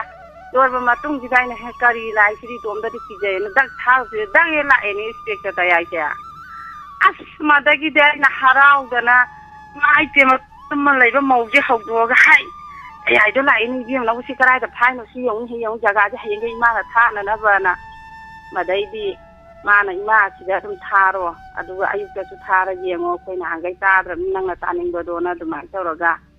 मौसिना हाइरे ताहे अदुगा नोंगाबदगी थाबददी अदुम ताबा fungi सागी programme खुदिं मसे यां कुइरे तादबा कोइदी अदु हेंग नुमितगिने सेंमाजिंददी येंग्रे सि खोइदुमदा लेबो कांदा ताबनी सेंमाइंदा कोइ हाना तारंबा कांगू गई आम कपना की कांगू गई तुझे अमत खंगम गिरोय त तादरी आई nongma yung kaba kan dang ta haige tawboni loina mai tawdana chenen do lokta ki hek makha do lai thabda dum labani aduda pharo na amta haige tawboni khoi lido taba mayam punamak to si sum haige na thank you yam waje mayam taramdana tarakpagi adagi haibirakpa khangamdaba kya da khangan birakpagi haibtare matam khara dum le aba ya kuire phangdaba khoi di kuiti ngasi tarin pani tabu nga diga ado aina sungeng yengdaba sunghang khangdaba o sa adu thamjarage akoi ju noma lakjage chai mong mayam toraga ahamba dabudi lakjarame hanta ki lakji hanta amuk lakjagani ya gai gai toraga koi pulap toraga laibam khopam loi khangre sa nga sai takti dana thamjare thank you thagachari asigi International Youth Day haibatare numisigi so yafa mangol pizari International Youth Day na lakpada haibatare numiche khoina ningsingba naha singi tungba ya maroi ba numit amani so mathangi caller do khurong sa ba pizari hello yamba lalaw Shakespeare kai khunajari Shakespeare tarang se habi kai khunajari ha mata yamba aslu palising ani ga songa lai hai du de gas ahungi mamal phangye du na ko bating phal so da di loi salam ni no pai di leita bhai badare ni mani yamba ye sani pan kon thain thoi pi pa tere ni pa ma subsidy ha lei mani pusen no ai se am no ai na yam ko nei yam kong ya dan ni sa da ya dan ni khang ko tam ni yamba ha mani upai lei te ba man ani su da na ngasi gi yamman thambi ba so International Youth Day ida ga mayam da message samtang pijaning ga isa gi youth ni amada youth ama oina aina tawriba ogula pada isa ji tungi phirep lepka dori ne ko aduna masida da mama pa gi chawro thong tang lo yamna lei aruga biki youth masa je nupi khang de nupa khang de ko afaba thabak tawraga isa ji achum lambi da chat pa duga paisa je tana ko na ba singa ga di matamam da hoji chu dum tawdi male matamam da koi mai pa da yam depend tawbaji hoji ki angang ai se pastel ka tawga di tuition that tawdana angamba mai khara lakchana ba de nupi na ki halon sa tawdana adum unai ba koi matamam da na koi na gan tawdana imai pa da dum tangi hai ta graduation ki matang jo koi na satra tuition tawbagi gan to ko su lei tabagi oidara na sa matam gi on ba hai tuni si aina sa khamjaram aduna yuchingna dai makai senthok lambi laina bai sagi endal lambi amam thi ba hai tare sagi ka ingang ga men gi job chu thi gidam ni duga masi tamai ba mayam jing je government job phang bai du di oithok ta bane ba aduna isagi rep lepaga sen tan ba yam na hai ba duga ta lei ba sen du ni matung na chading ju kha yeng ga hoji sum fashion gi hai drai na sum sem to haning ba ngang ai da mayam su kan hona ri koi nupam sa da na ha ga lambi langang je bullet ama thoro makon hauna thujala ni makon ji kai ahla man taning da ba ta handara bra na nakan da asai na zero cutting da round ungani zero o shape ta duga lai daga hoi je cigarette fire ga challenge tawna doi ne ba masi gi dum fa u re hai tare do akoina manak da sang ga nang adu toi do kai no ha ya da men masi mama pa gi responsibility ni hajani ni ko yamai haje adugum jam ubana adu ya ngang tuna mama samang bakang tana magi habit tuna atopa mama na bam ju kok chalaga daida til halle hai ni ko apawdo adi thaba aduna maju mang ba ya bagi chang chu oi adugum ba se khoi yamna mama pa oi singa sena ba mathau ta dunga yu chingna ju nga sigi lai we ta khoi gi diamond tv oi do ta bi singa ta ba jing du chumna dum sakani imana ba singa horak pada ya bi ga no ba khatta ba thang horak pada ta apawdo dum yai ta ai gi jua ma le ba challenge mai yut oi nga imana singa bai deli ka pira de flight to halak pa nang ka chero na challenge tor ko hai da okay ada khudak bai je mapanda koi ba da ningai tor ga dum lo da chat le ba adu apha de te yang ima da pa da pressure bu dikha pi ko adu chat pa da nai mapanda gi o oi to nai smai to u re ai na pam ja bu ga ai mapanda oi na ning gi gi phil lo lei gi hai jering ai hai je le mai to na ai da ju hojiki lupa 5,000 gi matam khudak da ko do pong hojik te ayo re deli bogi do khudak da 5,000 da main ta sat ki bam yaw ki okay ꯁꯨꯃꯥꯏꯅ ꯇꯧꯔꯒ ꯑꯩꯒꯤꯁꯨ challenge ꯑꯃ ꯂꯩꯒꯦ ꯁꯨꯃꯥꯏꯅ ꯇꯧꯔꯒ ꯉꯁꯤꯒꯤ ꯌꯨꯠꯁꯤꯡꯅ ꯑꯐꯕ ꯂꯝꯕꯤꯗ ꯇꯨꯡꯒꯤ ꯐ꯭ꯌꯨꯆꯔ ꯃꯤꯡ ꯌꯨꯝꯕꯤꯅꯤ ꯑꯗꯨꯅ ꯌꯥꯝ ꯀꯟꯅ ꯆꯦꯛꯁꯤꯟꯁꯤ ꯍꯥꯏꯕꯁꯤꯃꯒ ꯊꯝꯖꯒꯦ ꯑꯗꯨꯒ ꯑꯩ ꯇꯦꯟꯁꯟꯖꯒꯦ ꯌꯥꯝ ꯊꯥꯒꯠꯆꯩ Thank you ꯌꯥꯝ ꯅꯨꯡꯉꯥꯏꯖꯩ ꯑꯁꯤ ꯏꯟꯇꯔꯅꯦꯁꯅꯦꯜ ꯌꯨꯠ ꯗꯦꯒ ꯃꯔꯤ ꯂꯩꯅ ꯏꯅꯥꯎꯅ ꯋꯥꯐꯝ ꯈꯔ ꯊꯝꯕꯤꯔꯝꯕꯁꯤꯒꯤꯗꯃꯛꯇ ꯍꯥꯏꯅꯤꯡꯉꯥꯏ ꯂꯩꯇꯅ ꯊꯥꯒꯠꯆꯔꯤ Thank you so much ꯑꯩꯈꯣꯏ ꯅꯣꯡꯃꯒꯤ ꯏꯊꯟꯇ ꯆꯥꯛ ꯈꯔ ꯆꯥꯔꯒ ꯏꯊꯟꯇ ꯄꯪꯂꯩꯗ ꯂꯩꯕ ꯏꯊꯟꯇ ꯊꯕꯛ ꯈꯔ ꯁꯨꯔꯒ ꯑꯗꯒꯤ ꯑꯩ ꯏꯁꯥ ꯈꯛꯇꯒꯤ ꯑꯩꯒꯤ ꯐꯦꯃꯤꯂꯤꯒꯤ ꯃꯔꯨꯑꯣꯏꯅ ꯑꯩ ꯏꯁꯥ ꯏꯊꯟꯇꯒꯤ ꯍꯥꯏꯇꯥꯔꯦ ꯅꯨꯡꯉꯥꯏꯅꯕ ꯀꯝꯐꯣꯔꯇꯦꯕꯜ ꯑꯣꯏꯅꯅꯕ ꯁꯤꯟꯕꯗꯤ ꯌꯥꯝ ꯂꯥꯏ ꯍꯥꯏꯇꯥꯔꯦ ꯑꯌꯨꯛ ꯄꯣ ꯍꯧꯒꯠꯂꯅꯤ ꯏꯔꯨꯖ ꯃꯥꯏꯊꯖꯅꯤ ꯆꯤꯟ ꯃꯥ ꯁꯦꯡꯉꯅꯤ ꯑꯗꯒꯤ ꯈꯔ ꯆꯥꯁꯜꯂꯒ ꯊꯔ ꯊꯛꯆꯜꯂ ꯁ꯭ꯋꯥꯏꯗ ꯈꯔ ꯑꯍꯣꯡ ꯑꯁꯥꯎ ꯈꯔ ꯌꯦꯡꯉꯨꯔꯒ ꯑꯗꯩ ꯃꯔꯨꯞ ꯃꯄꯥꯡ ꯈꯔ ꯄꯨꯜꯂ ꯀꯣꯏꯗꯅ ꯂꯥꯡꯗꯅ ꯑꯗꯨꯝ ꯆꯥꯗꯅ ꯑꯗꯩ ꯅꯨꯃꯤꯠ ꯇꯥꯕ ꯉꯥꯏꯕ ꯗꯦꯟ ꯅꯨꯃꯤꯠ ꯇꯥꯕ ꯌꯧꯁꯜꯂꯛꯄ ꯐꯗꯤꯒꯣꯝ ꯇꯥꯏꯃꯤꯡꯗꯩ ꯈꯔ ꯉꯥꯎꯕ ꯆꯥꯕ ꯊꯛꯄ ꯑꯗꯒꯤꯗꯤ ꯗꯦꯟ ꯍꯣꯔꯦꯟ ꯑꯃꯨꯛ ꯌꯨꯝꯗ ꯑꯃꯨꯛ ꯈꯔ ꯆꯥꯕ ꯈꯔ ꯇꯨꯝꯈꯤꯕ ꯐꯣꯟ ꯈꯔ ꯌꯦꯡꯉ ꯏꯁꯩ ꯈꯔ ꯌꯦꯡꯉꯒ ꯑꯗꯩ ꯈꯔ ꯉꯥꯡꯉꯝꯃꯒ ꯈꯣꯠꯂꯝꯃꯒ ꯃꯤꯒꯤ ꯄꯦꯖꯇ ꯈꯔ ꯆꯪꯉ ꯈꯔ ꯑꯗꯨꯝ ꯈꯔ ꯅꯣꯛꯅꯤꯡꯕ ꯈꯣꯠꯅꯤꯡꯕ ꯀꯞꯅꯤꯡꯕ ꯌꯦꯡꯉꯝꯃꯒ ꯑꯗꯩꯗꯤ ꯗꯦꯟ ꯅꯣꯡꯉꯥꯜꯂꯀꯥꯟꯗꯁꯨ ꯑꯗꯨꯃꯥꯏꯅ ꯇꯧꯔꯒ ꯏꯊꯟꯇ ꯄꯪꯂꯩꯗ ꯂꯩꯒꯦ ꯌꯥꯏ ꯄꯨꯟꯁꯤꯒꯤꯗꯤ ꯅꯨꯡꯉꯥꯏꯊꯣꯛꯄꯒꯤꯗꯤ ꯕꯠ ꯃꯗꯨꯒꯤ ꯄꯨꯟꯁꯤꯗꯨꯅ ꯀꯌꯥꯝ ꯀꯨꯏꯅ ꯑꯗꯨꯃꯥꯏꯅ ꯂꯩꯕ ꯌꯥꯒꯗꯧꯔꯤꯅꯣ ꯑꯩꯒꯤ ꯇꯨꯡꯒꯤ ꯑꯩꯒꯤ ꯄꯨꯟꯁꯤꯒꯤ ꯑꯩꯒꯤ ꯐꯦꯃꯤꯂꯤꯒꯤ ꯑꯩꯒꯤ ꯂꯩꯀꯥꯏꯒꯤ ꯑꯩꯒꯤ ꯂꯝꯗꯝꯒꯤ ꯍꯥꯏꯕ ꯑꯃꯈꯛ ꯂꯩꯌꯨ ꯑꯩꯅ ꯃꯤ ꯑꯣꯏꯅ ꯄꯣꯛꯂꯛꯄꯒꯤ ꯑꯩ ꯉꯁꯤ ꯃꯤ ꯑꯣꯏꯅ ꯄꯣꯛꯂꯦ ꯑꯩꯅ ꯀꯔꯤ ꯇꯧꯔꯒꯦꯗ ꯑꯩꯒꯤ ꯏꯁꯥꯒꯤ ꯃꯤꯡꯁꯦ ꯑꯝꯇ ꯒꯨꯒꯜꯗ ꯆꯪꯉ ꯑꯝꯇ ꯌꯦꯡꯕꯤꯌꯨ ꯑꯩꯁꯦ ꯏꯁꯥꯒꯤ ꯃꯤꯡꯁꯦ ꯒꯨꯒꯜ ꯆꯪꯀꯥꯟꯗ ꯑꯩꯒꯤ ꯃꯤꯡ ꯃꯥꯟꯅꯕꯗꯤ ꯊꯣꯛꯂꯛꯄ ꯌꯥꯏꯕ ꯑꯩ ꯏꯁꯥꯒꯤꯅꯦꯅ ꯀꯔꯤ ꯂꯩꯒꯦ ꯑꯝꯇ ꯌꯦꯡꯕꯤꯌꯨ ꯀꯩꯝ ꯂꯩꯔꯝꯃꯣꯏ ꯆꯞ ꯃꯥꯟꯅꯩꯕꯀꯣ ꯑꯗꯣ ꯄꯣꯛꯂꯕꯅꯤꯅ ꯑꯩꯈꯣꯏ ꯃꯤꯑꯣꯏ ꯄꯣꯛꯇ ꯄꯣꯛꯑꯕꯅꯤꯅ ꯃꯤꯑꯣꯏꯕ ꯈꯨꯟꯅꯥꯏ ꯑꯁꯤꯒꯤ ꯑꯗꯨꯃꯥꯏꯅ ꯍꯥꯏꯇꯥꯔꯦ ꯃꯤꯁꯇꯔ ꯑꯗꯨ ꯃꯍꯥꯛꯁꯦ ꯑꯗꯨꯒꯨꯝꯂꯕ आइडियल ओरबा मी मिसामनी नत्रगा महाक मसामकसे सिगुमगी तेंगबांग लुपते यावबा मी मिसामनी महाक मसामकसे सागै ये चंगबा मीन महाक मसामकसे लमदम मसी अदुमा मीन एमएलए ओइबा मिनिस्टर ओइबा आईएएस ओइबा हेडमास्टर ओइबा अचौबा फम पाइबा मखोई खक्तन मी नते चमाने खोइसुने सुरो नोमगा लौ सुरोगा चारगा लेजरेबा युमदा लेजरेबा खोइ करीमतो सरकार की थबक तौदो मीसु अखोइसु मीने अखोइसु तौबा याई सरकार की थबक तौरिसु मी लामा मखाइ खक्तने मणिपुरदा लेजि मी लाख 30 मुंग तोप मी आंजा थारगा अदुरगदि do something for the future अखोइ की कांगलुप सिगिदमा अखोइ की फुरुप सिगिदमा नुक्सी चानना लेमिननबा दगि अखोइ पुनसननबा हाइबताइ अदुगी मोटिवेट के हाइबतारेको हेलो मिंगमदि लेफम हाइबिसे हेलो साराई जुनाम हुइदोमदगी सुनिता ताकपिउ सारोइगी थौरम वाहों चेनेन जे सारा सुकी मिटिंग नुंगाई सारोइ थौरम हेक संदोरकबदि तुम ताजेबको सा युमनाम हुइद्रोम कदा वाइनो जुनाइ दोम सार खोइगी मिनिस्टर लाइकाइ लुखोइ दो अदुदाइने सार अदु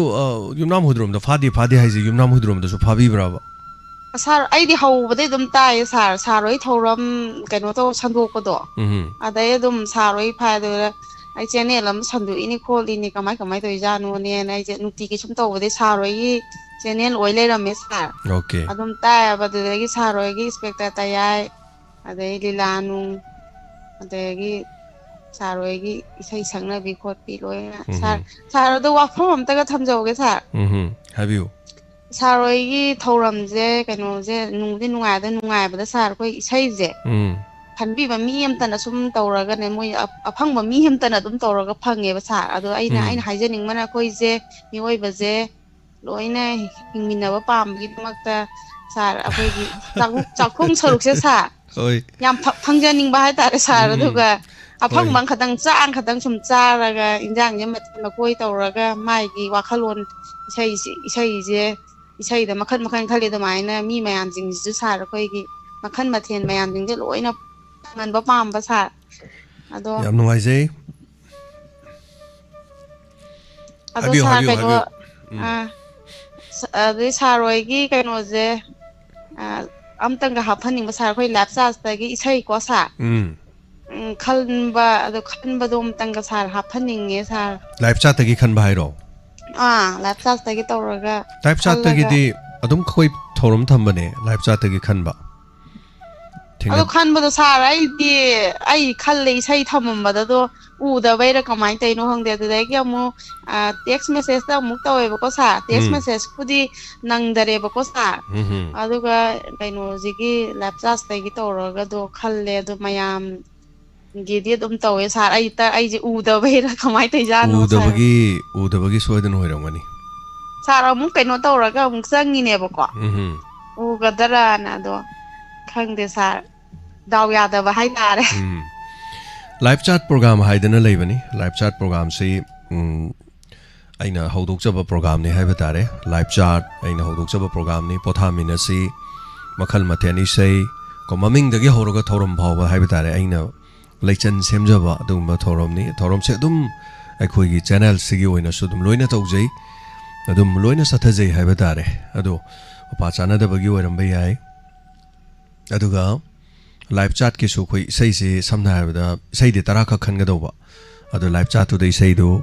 ko na khalak pagumba ado main tawradi mapa charam da basu yare adum leire ani subada live phone program ji sei phangba mi ngak tana phang leire haiba se am hainaraba mani aduna hojik ti ke dawge bu akhoi khakta ngai ring ededi akhoi na so khara saurop ngang ba yaram mido se samna haiba as phangdaba sing si antaki hafta se ma lepiro gain hayaram me aduga hairo di hojik ti radio channel gi channel ngak tani na ko kas moi de khalu da khanbi ranu hai asom da salage ga ne da sat khidoi jani som da so phangdaba sing as moi du khanba sung bang phangde asom da phangdo da salage na som da su phangdo adubo khoi ama hodok chana na ba honajari phone phangki ba sing punomak sing asing ha ngak lepiu phangauda ba sing da khudong chaba na haiba jo do phangauda ba mayam sin omjan ba da mi manga no omjan ba da dum busy oiban adubo honajarake adubo loina mak mi sing sining ba thung ba di pak wera roi adubo khara khara di dum yaubiro koisu khara ga semdok charage phangki ba sing khara ga lepiu hairaga ko warauda sa nungai jai thamjarage sa thank you yumna mudrom da phai phade na harak pa yumna mudrom chawi chawbudi ko anyway machine do phade ba machine dong pha ba siarom be do phade ba sing chu pha na ba hona jarake thank you so much malimi thorom suruga biro ko mathangi kolar da khudong sa ba pijari hello cool je nangai toi do do phang da ba ngasi di ni yam nangang ba numit international days of youth ariba numit sina lakda wapong khajitang phungok segena tawjar ya maroi ba ngasi international youth day haiba tare numit sig ya mari leina ba numit amo ina hai tare da thaga chari habiu kari kari makhata ning ba youth are the pillar of nation haidana akang hani puna mangna hai biram duna leiramme adubo koi haiba yumbi du chum chaba chadaba adugi wapum dani aduna hujiti khuding makti nate magi part si khai tokpada youth are the pillar of drug abuse haiba ma youth are the pillar of mobile game haiba ma sumaina mathang ye thokibada aikogi jati gi yumbi aseng bo oiga dobusi yamna lesilaktre maramuduna masidi yamna nungnang ngai oiba wafam ba leire khara mana koigi bullet si leuraga silencer pipe lokhoga hauna mingonda disturb ujiksi tension yamna wangba yamna ahoba makon degi camera khonji tan ningdaba yamna taman lakana adum oiba matamjida yamna peaceful phamba shanti pamba koigi matamni masida tasengnamakki sum mayam jing adegi sigi marak sida mo ujikse open oiba langam thaiye kopi hadina maming tholane bako kopi corner gaina kopi kep kaina duga kopi thakpa lakpagi mingsida churupsi phun thakpa aduna masugumba hariba culture asi thingaudragadi ekoina lairik tambasi nursery dum tamba yade class sida tamba yade adum karakani churuptagi matang yu dagi drug sidi matang karakani aduna haribasi section ba akoi ma pasingna amasung lekai leibasina yamna section mi mathau tai akoi gi lesai highway gi paring sida hangiba coffee gi mayam si haribasing du akoi mitna khong uba ishan yaujare aduna asigi youth day sen lakpasida youth punamak akoi thai ba langa sida thudana mona biu youth saibasi aina vision hujik kutak ta sarukjabani waina youth on app of universe aduga terminate manghalu head driver I to head youth to hatta punamakse manghalu tuga jaba punamakse manghalu haidana youth aktang hujiki ozana kano tolpudu youth se ina chabuga dumaina jabani aduna andani famji ngasigi maru iba kwai maru banimisi aigi wakhalodadi ai mathangdadi tawragani maramdi kaino harga youth day sidejida ko youth singjigi awareness oiba yaba punjan be yaba aduga motivational oiba yaba ꯃꯗꯨꯒꯤ ꯋꯥꯐꯝ ꯃꯌꯥꯝ ꯑꯃ ꯊꯝꯒꯗꯕꯅꯤ ꯑꯗꯨꯕꯨ ꯃꯥꯡꯑꯣꯏꯅꯅꯦ ꯉꯔꯥꯡꯁꯤ ꯑꯣꯖꯥ ꯑꯩꯅ photo ꯑꯃ ꯊꯥꯖꯈꯤꯕꯗꯣ ꯑꯩꯈꯣꯏ ꯂꯦꯋꯥꯅ ꯄꯣꯜꯂꯤꯕ ꯖꯒꯥꯁꯤꯗ ꯂꯩꯔꯤꯕ ꯀ꯭ꯂꯥꯁ 10 ꯑꯃꯁꯨꯡ 12 ꯄꯥꯁ ꯇꯧꯔꯕ ꯑꯉꯥꯡ ꯃꯌꯥꯝꯁꯤꯡꯁꯦ ꯑꯩꯈꯣꯏꯅ ꯉꯝꯖꯕ ꯁ꯭ꯇꯦꯁꯅꯔꯤꯒꯤ ꯑꯥꯏꯇꯦꯝ ꯑꯩꯈꯣꯏ ꯄꯤꯗꯅ ꯄꯨꯛꯅꯤꯡ ꯊꯧꯒꯠꯂꯤ ꯂꯣꯏꯅꯅ ꯑꯩꯈꯣꯏꯅ ꯄꯤꯖꯔꯤꯕ ꯈꯨꯗꯣꯜꯗꯨ ꯅꯠꯇꯦ ꯈ꯭ꯋꯥꯏꯒꯤ ꯑꯩꯈꯣꯏꯅ ꯃꯈꯣꯏꯗ ꯊꯝꯃꯤ ꯄꯥꯟꯗꯝꯗꯤ ꯃꯈꯣꯏꯒꯤ ꯃꯤꯃꯥꯡ ꯊꯣꯛꯄ ꯑꯗꯨ ꯑꯃꯒ ꯁꯛꯈꯪ ꯃꯥꯏꯈꯪꯅꯕ ꯍꯧꯖꯤꯛꯁꯤ ꯊꯥꯏꯅꯗꯤ ꯂꯩꯕꯨꯡ ꯂꯩꯀꯥꯕ ꯁꯥꯟꯅꯕꯗ ꯄꯨꯂꯞ ꯎꯔꯝꯃꯤ ꯍꯧꯖꯤꯛꯇꯤ ꯃꯤꯁꯦ ꯎꯆꯤ ꯃꯈꯨꯟꯗ ꯆꯪꯉꯒ ꯂꯩꯕꯒ ꯆꯞ ꯃꯥꯟꯅꯈ꯭ꯔꯦ ꯃꯣꯕꯥꯏꯜ ꯑꯃ ꯄꯥꯏꯈ꯭ꯔꯗꯤ ꯀꯔꯥꯏꯗꯅꯣ ꯀꯥꯆꯤꯟꯅ ꯑꯗꯨꯝ ꯅꯨꯃꯤꯠꯇ ꯍꯤꯡꯉꯦ ꯍꯥꯏꯕꯐꯥꯎ ꯈꯪꯗꯕ ꯌꯥꯎꯔꯦꯕꯀꯣ ꯑꯗꯨꯅ ꯉꯔꯥꯡꯒꯤꯗꯨꯗ ꯌꯥꯝꯅ ꯐꯖꯕ ꯑꯩꯈꯣꯏꯒꯤ ꯁꯦꯀ꯭ꯔꯦꯇꯔꯤ ꯑꯣꯏꯕ ꯔꯣꯃꯦꯟ ꯅꯣꯡꯃꯥꯏꯊꯦꯝꯁꯤ ꯃꯍꯥꯛꯁꯤꯅ ꯐꯖꯕ ꯊꯝꯈꯤꯕ ꯋꯥꯐꯝꯗ ꯃꯍꯥꯛꯁꯤ ꯑꯩꯈꯣꯏꯒꯤ ꯏꯟꯇꯔꯚ꯭ꯌꯨ ꯃꯥꯁꯤ ꯅꯣꯕꯣꯕꯤꯗ꯭ꯌꯥꯂꯣꯏꯒꯤ ꯁꯥꯇ꯭ꯔꯅꯤ ꯑꯗꯨ ꯃꯥ ꯍꯧꯖꯤꯛ AA ꯅꯤ ꯑꯗꯨ ꯃꯥꯅ ꯍꯥꯏꯕꯗ ꯃꯥꯁꯤ ꯑꯩꯈꯣꯏ ꯀꯝꯄꯤꯇꯤꯇꯤꯚ ꯑꯦꯛꯖꯥꯝꯁꯤ ꯌꯥꯝꯅ ꯄꯥꯁ ꯇꯧꯋꯤ ꯑꯗꯨꯕꯨ ꯃꯥꯁꯦ ꯐꯦꯜ ꯑꯗꯨꯝ ꯑꯣꯏꯌꯦꯕ ꯀꯔꯤꯒꯤꯅꯣ ꯍꯥꯏꯔꯒ ꯂꯥꯏꯔꯤꯛ ꯐꯠꯇꯕꯩ ꯅꯠꯇꯕ ꯑꯩꯈꯣই ꯀꯤꯊꯤ ꯀꯤꯔꯨꯝ ꯇꯧꯕꯗꯣ ꯃꯤꯃꯥꯡ ꯊꯣꯛꯄ ꯉꯝꯗꯕ ꯚꯩꯕꯥꯁꯤꯗꯗꯤ ꯗꯛ ꯆꯪꯗꯣꯏꯅꯤ ꯀꯩꯅꯣꯝ ꯁꯠ ꯍꯥꯏꯌꯣꯏꯗꯨꯗ ꯁꯠ ꯍꯥꯏꯒꯗꯧꯅꯤꯗꯅ ꯑꯗꯨꯅ ꯃꯥꯅ ꯍꯥꯏ ꯅꯈꯣꯏ ꯍꯧꯖꯤꯛ ꯀꯝꯄꯤꯇꯤꯇꯤꯚ ꯑꯦꯛꯖꯥꯝ ꯃꯌꯥꯝ ꯌꯥꯎꯒꯗꯧꯔꯤꯕꯅꯤ ꯕꯦꯡꯒꯤ ꯑꯣꯏꯔꯁꯨ ꯑꯃꯒꯤ ꯑꯣꯏꯔꯁꯨ ꯃꯗꯣ ꯑꯩ ꯀꯌꯥꯔꯛ ꯃꯥꯏ ꯄꯥꯛꯑꯒ ꯍꯧꯖꯤꯛꯁꯨ ꯑꯩ ꯀꯤꯗꯦ ꯑꯦꯅꯤ ꯀꯝꯄꯤꯇꯤꯁꯟ ꯑꯦꯛꯖꯥꯝꯗ ꯑꯗꯨꯕꯨ ꯑꯩꯉꯣꯟꯗ ꯃꯇꯝꯗ ꯁꯣꯟꯈꯤꯕꯁꯦ ꯑꯩ ꯃꯤꯃꯥꯡ ꯊꯣꯛꯄ ꯌꯥꯝꯅ ꯑꯩꯈꯣꯏ ꯁꯣꯟꯈꯤ ꯑꯗꯨꯅ ꯃꯔꯝ ꯑꯣꯏꯔꯒ ꯀꯩꯅꯣ ꯑꯩꯈꯣꯏ ꯕꯦꯡ ꯑꯣꯐ ꯏꯟꯗꯤꯌꯥ ꯕꯣꯏꯒꯤꯗ ꯃꯅꯤꯄꯨꯔꯗ ꯑꯍꯥꯟꯕ ꯆꯪꯉꯛꯄꯁꯤꯗ ꯃꯥꯁꯦ ꯄꯥꯁ ꯇꯧꯋꯦ ꯑꯗꯨ ꯃꯍꯥꯛꯁꯦ ꯀꯩꯅꯣ ꯅꯨꯄꯤꯅ ꯃꯥꯅ ꯌꯥꯝ ꯊꯥꯒꯠꯂꯤ ꯃꯤ 13ꯗ ꯅꯨꯄꯤ 14 ꯅꯨꯄꯥ 35 ꯅꯨꯄꯥꯁꯤꯡꯗꯨ ꯈꯟꯗꯦ ꯍꯥꯏꯌꯦ ꯅꯨꯄꯥꯁꯤꯡꯗꯨ ꯌꯥꯝꯅ ꯋꯥ ꯉꯥꯡꯕ ꯈꯣꯠꯄ ꯍꯩꯇꯕ ꯍꯥꯏꯇꯥꯔꯦꯀꯣ ꯑꯗꯨꯅ ꯉꯔꯥꯡ ꯐꯖꯅ ꯃꯥꯅ ꯑꯩꯈꯣꯏꯒꯤ ꯑꯦꯗꯚꯥꯏꯁ ꯄꯤ ꯂꯣꯏꯅꯅ ꯀ꯭ꯂꯕꯇ ꯌꯥꯎ ꯑꯩꯁꯨ ꯍꯧꯖꯤꯛ ꯇꯝꯃꯤꯕꯅꯤ ꯀꯀꯥ ꯍꯣꯏꯒꯤ ꯃꯇꯨꯡ ꯏꯟꯅꯗꯅ ꯑꯃ ꯇꯧꯗꯅ ꯑꯗꯨꯅ ꯀ꯭ꯂꯕꯀꯤ ꯊꯕꯛ ꯊꯧꯔꯝ ꯈꯨꯗꯤꯡꯃꯛꯇ ꯌꯥꯎꯁꯟꯕ ꯀꯩꯗꯧꯕ ꯀꯩꯅꯣꯝ ꯇꯧꯗ ꯂꯥꯎꯅꯕ ꯈꯣꯠꯅꯕꯁꯦ ꯇꯧꯕꯒꯤ ꯀꯥꯟꯅꯕꯁꯦ ꯌꯥꯝꯅ ꯂꯩ ꯑꯗꯨꯒ ꯀ꯭ꯂꯕ ꯌꯥꯎꯕꯁꯤꯅ ꯑꯩꯒꯤ ꯄꯨꯟꯁꯤꯗ ꯑꯆꯧꯕ ꯃꯥꯏꯌꯣꯟ ꯑꯃ ꯆꯨꯝꯒꯦ ꯍꯥꯏꯗꯅ ꯑꯩꯈꯣꯏꯒꯤ ꯑꯦꯁꯤꯁꯇꯦꯟ ꯁꯦꯀ꯭ꯔꯦꯇꯔꯤ ꯑꯣꯏꯕꯁꯤ ꯃꯥꯁꯨ MA ꯏꯪꯂꯤꯁꯅꯤ ꯑꯗꯨꯒ ꯕꯣꯝꯕꯦꯗ BA ꯇꯧꯕ ꯐ꯭ꯔꯤ ꯂꯟꯁꯅ ꯑꯃꯒꯤ ꯑꯣꯖꯥꯒꯤ ꯏꯟꯁꯇ꯭ꯔꯛꯇꯔ ꯇꯌꯥꯏ ꯇ꯭ꯔꯥꯟꯁꯂꯦꯠ ꯇꯧꯖꯦ ꯍꯥꯏꯅꯕ ꯑꯉꯥꯡꯗꯣ ꯑꯗꯨꯒꯤ ꯑꯉꯥꯡꯗꯨꯅꯤ ꯑꯗꯨꯅ ꯃꯥꯁꯨ ꯀꯃꯥꯏꯅ ꯇꯧꯒꯦꯗ ꯑꯩꯈꯣꯏꯒꯤ ꯀ꯭ꯂꯕꯁꯤ ꯌꯥꯎꯕꯗꯒꯤ ꯁꯨꯃꯥꯏꯅ ꯇꯧꯅ ꯌꯥꯝꯅ ꯑꯩꯒꯤ ꯇꯔꯅꯤꯡ ꯄꯣꯏꯟ ꯂꯥꯛꯈꯤ ꯑꯗꯨꯅ ꯑꯩꯈꯣꯏꯒꯤ ꯃꯌꯥꯝꯒꯤ ꯑꯣꯏꯕ ꯊꯕꯛ ꯂꯩꯀꯥꯏꯒꯤ ꯑꯣꯏꯕꯁꯦ ꯃꯁꯤꯗ ꯅꯥꯊꯩꯔ ꯂꯩꯒꯅꯨ ꯍꯥꯏꯗꯅ ꯉꯔꯥꯡꯁꯤ ꯑꯦꯋꯥꯔꯅꯦꯁ ꯐꯖꯕ ꯑꯃ ꯑꯩꯈꯣꯏꯒꯤ ꯑꯗꯨꯃꯥꯏꯅ ꯑꯗꯨꯝꯕ ꯌꯥꯎꯕ ꯑꯃꯒ ꯄꯤꯔꯒ ꯑꯩꯈꯣꯏꯅ ꯉꯝꯖꯕ ꯈꯔ ꯀꯩꯅꯣ ꯇꯧꯔꯒ ꯑꯆꯥ ꯑꯊꯛ ꯇꯧꯔꯒ ꯂꯣꯏꯁꯤꯜꯂꯤ ꯑꯗꯨꯅ ꯌꯨꯠꯁ ꯍꯥꯏꯕꯁꯦ ꯃꯁꯤ ꯂꯝꯗꯝ ꯑꯁꯤꯗ ꯌꯨꯠꯁꯤꯅ ꯆꯥꯎꯈꯠꯍꯟꯒꯗꯕꯅꯤ ꯄ꯭ꯔꯖꯦꯟ ꯑꯦꯟ ꯗ ꯐ꯭ꯌꯨꯆꯔꯁꯤ ꯃꯈꯣꯏꯒꯤ ꯈꯨꯠꯇ ꯂꯩꯕꯅꯤ ꯃꯔꯝ ꯑꯗꯨꯅ ꯃꯅꯤꯄꯨꯔꯗ ꯊꯥꯛꯏꯕ ꯂꯥꯡ ꯃꯈꯜ ꯀꯌꯥ ꯑꯁꯤꯗꯩꯁꯤꯗ ꯑꯩꯈꯣꯏꯅ ꯊꯨꯒꯨꯝꯁꯤ ꯃꯔꯝꯗꯤ ꯃꯤꯗꯤ ꯃꯤꯌꯥꯝꯒꯤ ꯈꯟꯗꯕ ꯃꯁꯥ ꯈꯛꯇꯒꯤ ꯈꯟꯕ ꯑꯩꯒꯤ ꯍꯥꯏꯕ ꯈꯟꯕꯁꯤ ꯌꯥꯝꯃꯤ ꯑꯩꯈꯣꯏ ꯍꯥꯏꯕꯗꯨꯗ ꯑꯩ ꯌꯥꯎ ꯍꯥꯏꯕꯗꯨ ꯈꯟꯗꯦ ꯑꯩꯒꯤ ꯍꯥꯏꯅ ꯈꯟꯕꯗꯤ ꯃꯤ ꯃꯥꯡꯖꯅꯨ ꯌꯨ ꯌꯣꯜꯂꯤꯕꯁꯤꯡ ꯗ꯭ꯔꯒ ꯌꯣꯜꯂꯤꯕꯁꯤꯡ ꯍꯧꯖꯤꯛ ꯇꯧꯔꯤ ꯃꯌꯥꯝꯁꯦ ꯑꯩꯒꯤ ꯈꯔ ꯈꯟꯕꯅꯦꯕ ꯃꯤꯗꯨ ꯃꯥꯡꯉꯤꯅꯦꯕ ꯌꯨ ꯌꯣꯟꯕꯁꯦ ꯂꯤꯚꯔ ꯁꯤꯔꯣꯁꯤꯁ ꯇꯧꯔꯤꯕꯅꯤ ꯂꯩꯀꯥꯏꯗꯣ ꯈꯟꯅ ꯆꯩꯅ ꯇꯧꯔꯤꯅꯦꯕ ꯑꯗꯨ ꯃꯥꯗꯤ ꯁꯦꯟꯗꯣꯡ ꯐꯪꯉꯦꯅꯅꯦꯕ ꯑꯗꯨꯅ ꯃꯍꯥꯛꯇꯣ ꯑꯩꯈꯣꯏꯒꯤ ꯈꯟꯗꯕ ꯃꯤꯅꯤ ꯑꯩꯈꯣꯏ ꯍꯥꯏꯕꯁꯤ ꯌꯥꯎꯗꯕ ꯌꯥꯗꯦ ꯃꯤꯑꯣꯏꯕ ꯁꯃꯥꯖꯁꯤꯡꯗ ꯍꯤꯡꯕ ꯖꯤꯕ ꯃꯈꯜ ꯑꯃꯅꯤ ꯃꯔꯝ ꯑꯗꯨꯅ ꯉꯁꯤ ꯋꯥꯔꯜ ꯌꯨꯠ ꯗꯦꯅ ꯂꯥꯛꯄꯁꯤꯗ ꯂꯝꯗꯝ ꯑꯁꯤꯗ ꯂꯩꯔꯤꯕ ꯌꯨꯠꯁꯤꯡꯅ ꯑꯩꯈꯣꯏꯒꯤ ꯇꯧꯔꯤꯕ ꯑꯔꯥꯟꯕ ꯄꯨꯝꯅꯃꯛꯁꯦ ꯉꯁꯤꯒꯤ ꯗꯥꯏꯃꯟ ꯇꯤꯚꯤꯒꯤ ꯆꯦꯅꯦꯜ ꯑꯁꯤꯗ ꯇꯥꯕꯤꯔꯒ ꯑꯩꯈꯣꯏ ꯆꯨꯝꯊꯣꯛꯄ ꯃꯔꯝꯗꯤ ꯏꯁꯥꯅ ꯏꯁꯥ ꯆꯨꯝꯊꯣꯛꯁꯤ ꯃꯔꯝꯗꯤ ꯑꯗꯣꯝꯅ ꯑꯍꯧꯕ ꯃꯈꯣꯜ ꯊꯧꯔꯤꯕ ꯆꯨꯔꯨꯞ ꯊꯩꯕ ꯄꯨꯝꯅꯃꯛꯇꯣ ꯃꯦꯟ ꯏꯁ ꯏꯃꯤꯇꯦꯁꯟ ꯑꯦꯅꯤꯃꯦꯜ ꯑꯐꯕ ꯃꯇꯧ ꯇꯝꯁꯤ ꯃꯇꯧ ꯇꯝꯕ ꯖꯤꯕꯅꯤ ꯍꯥꯏꯔꯒꯁꯨ ꯐꯠꯇꯕ ꯃꯇꯧ ꯇꯝꯕꯁꯤꯗꯤ ꯌꯥꯝ ꯊꯨꯈ꯭ರೆ ꯌꯥꯝꯁꯨ ꯄꯥꯛ ꯁꯟꯗꯣꯛꯈ꯭ꯔꯦ ꯑꯗꯨꯅ ꯃꯅꯤꯄꯨꯔꯗ ꯗ꯭ꯔꯒ ꯑꯦꯗꯤꯛ ꯂꯥꯛꯏꯁꯤꯡꯁꯦ ꯃꯌꯥꯝ ꯑꯩꯈꯣꯏꯒꯤ ꯐꯣꯂꯤꯟ ꯇꯧꯔꯒ ꯇ꯭ꯔꯦꯅꯤꯡ ꯇꯧꯔꯒ ꯂꯤꯁꯤꯡꯗ ꯂꯥꯛꯈꯤꯕ ꯅꯠꯇꯦ ꯑꯃꯗꯒꯤ ꯑꯅꯤꯗꯒꯤ 10 10ꯗꯒꯤ 90 90ꯗꯒꯤ 100 ꯂꯤꯁꯤꯡ 4 ꯂꯥꯛ 4 ꯑꯗꯨꯃꯥꯏꯅ ꯂꯥꯛꯈꯤꯕꯅꯤ ꯃꯔꯝ ꯑꯗꯨꯅ ꯏꯔꯝꯗꯝ ꯃꯅꯤꯄꯨꯔꯁꯦ ꯃꯌꯥꯏ ꯀꯥꯕ ꯅꯤꯁꯥꯁꯤꯡꯁꯤꯅ ꯌꯥꯟꯈꯠꯂꯛꯂꯤꯕ ꯖꯥꯇꯤꯒꯤ ꯌꯨꯝꯕꯤꯔꯦꯜ ꯑꯣꯏꯔꯛꯀꯗꯧꯔꯤꯕ ꯌꯨꯠꯁꯤꯡꯁꯤꯗ ꯌꯥꯝꯅ ꯐꯖꯅ ꯆꯩꯊꯦꯡ ꯄꯤꯔꯦ ꯀꯩꯔꯣꯏꯗ ꯂꯩꯀꯥꯏꯗ ꯑꯃꯗ ꯂꯣꯏꯅ ꯃꯔꯝ ꯑꯗꯨꯅ ꯍꯧꯒꯠꯂꯛꯏꯕ ꯁꯥꯇ꯭ꯔꯁꯤꯡꯅ ꯌꯨꯠ ꯑꯣꯏꯔꯛꯀꯗꯧꯔꯤꯕꯁꯤꯡꯅ ꯅꯤꯁꯥ ꯍꯥꯏꯕꯁꯦ ꯆꯨꯔꯨꯞꯇꯒꯤ ꯍꯧꯔꯒ ꯃꯈꯜ ꯈꯨꯗꯤꯡꯃꯛ ꯃꯈꯜ ꯑꯃꯠꯇꯒꯤ ꯇꯦꯁ ꯇꯧꯕꯤꯒꯅꯨ ꯂꯣꯏꯅꯅ ꯉꯔꯥꯡꯁꯤ ꯑꯩꯅ ꯋꯥꯐꯝ ꯄꯟꯖꯈꯤ ꯑꯩꯈꯣꯏꯅ ꯑꯉꯥꯡ ꯑꯣꯏꯔꯛꯄꯗꯗꯤ ꯃꯜꯇꯤ ꯒꯦꯝ ꯃꯜꯇꯤ ꯋꯥꯛ ꯂꯣꯏꯅ ꯇꯧꯋꯤ ꯍꯧꯖꯤꯛꯇꯤ ꯆꯔꯨ ꯀꯝꯗꯕꯒꯤ ꯆꯩꯕ ꯑꯉꯥꯡ ꯌꯥꯎꯗꯦ ꯁꯟꯊꯤ ꯁꯥꯔꯝꯗꯕꯒꯤ ꯆꯩꯕ ꯑꯉꯥꯡ ꯌꯥꯎꯗꯦ ꯁꯟꯊꯤ ꯁꯦꯡꯉꯝꯗꯕꯒꯤ ꯀꯩꯅꯣ ꯆꯩꯕ ꯑꯉꯥꯡ ꯌꯥꯎꯗꯦ ꯗꯅꯥ ꯂꯣꯜꯂꯝꯗꯕꯤ ꯑꯣꯖꯥ ꯗꯅꯥ ꯑꯃ ꯂꯩꯔꯝꯃꯦꯀꯣ ꯑꯣꯖꯥ ꯑꯩꯈꯣꯏꯒꯤ ꯆꯤꯡꯀꯨꯞ ꯇꯧꯕꯗ ꯑꯗꯨꯝꯕ ꯇꯧꯔꯝꯗꯕꯒꯤ ꯌꯥꯎꯗꯦ ꯃꯣꯔꯣꯛ ꯍꯤꯡꯗꯕꯒꯤ ꯉꯥꯡꯕ ꯌꯥꯎꯗꯦ ꯍꯧꯖꯤꯛꯇꯤ ꯑꯉꯥꯡꯁꯤꯡꯁꯦ ꯑꯁꯦꯡꯕꯒꯤ ꯃꯣꯏꯅ ꯍꯣꯠꯅꯒꯦ ꯍꯥꯏꯔꯗꯤ ꯃꯇꯣꯟ ꯂꯣꯝꯃꯕꯅꯤ ꯑꯩꯈꯣꯏꯗ ꯍꯥꯏꯔꯤꯕ ꯑꯗꯨꯒꯤ ꯃꯔꯛꯇꯨꯗ ꯂꯥꯏꯔꯤꯛ ꯑꯃꯨꯛ ꯇꯝꯕ ꯆꯠꯄ ꯑꯗꯩ ꯁꯥꯟꯅꯕꯁꯨ ꯃꯈꯜ 7-9 ꯁꯥꯟꯅꯕ ꯃꯗꯨꯒꯤ ꯃꯔꯛꯇ ꯂꯤꯠꯂꯒ ꯂꯥꯛꯄꯅꯦꯕ ꯑꯗꯨꯅ ꯍꯧꯖꯤꯛꯀꯤ ꯑꯉꯥꯡꯁꯤꯡꯁꯦ ꯑꯄꯤꯛꯄ ꯑꯉꯥꯡꯗꯒꯤ ꯍꯧꯔꯒ ꯑꯩꯈꯣꯏꯒꯤ ꯈꯤꯇꯪ ꯒ꯭ꯌꯥꯟ ꯇꯥꯔ ꯐꯥꯎꯕꯗ ꯃꯣꯕꯥꯏꯜ ꯒꯦꯝꯁꯤꯗ ꯄꯨꯝꯅꯃꯛ ꯉꯥꯎꯗꯨꯅ ꯂꯩꯔꯦ ꯃꯔꯝ ꯑꯗꯨꯅ ꯌꯨꯠꯁꯤꯡꯁꯦ ꯀꯟꯅꯅꯕ ꯎꯄꯥꯏꯁꯦ ꯑꯩꯈꯣꯏ ꯇꯣꯏꯅ ꯑꯦꯋꯥꯔꯅꯦꯁ ꯇꯧꯗ꯭ꯔꯒꯗꯤ ꯄꯨꯝꯅꯃꯛ ꯃꯥꯡꯒꯅꯤ ꯍꯥꯏꯕ ꯋꯥꯐꯝꯁꯦ ꯊꯝꯖꯔꯒ ꯇꯦꯟꯖꯒꯦ ꯈꯤꯇꯪ ꯁꯥꯡꯃꯟꯈ꯭ꯔꯦ ꯉꯥꯛꯄꯤꯒꯅꯤ ꯊꯦꯡꯛ ꯌꯨ ꯊꯥꯒꯠꯆꯔꯤ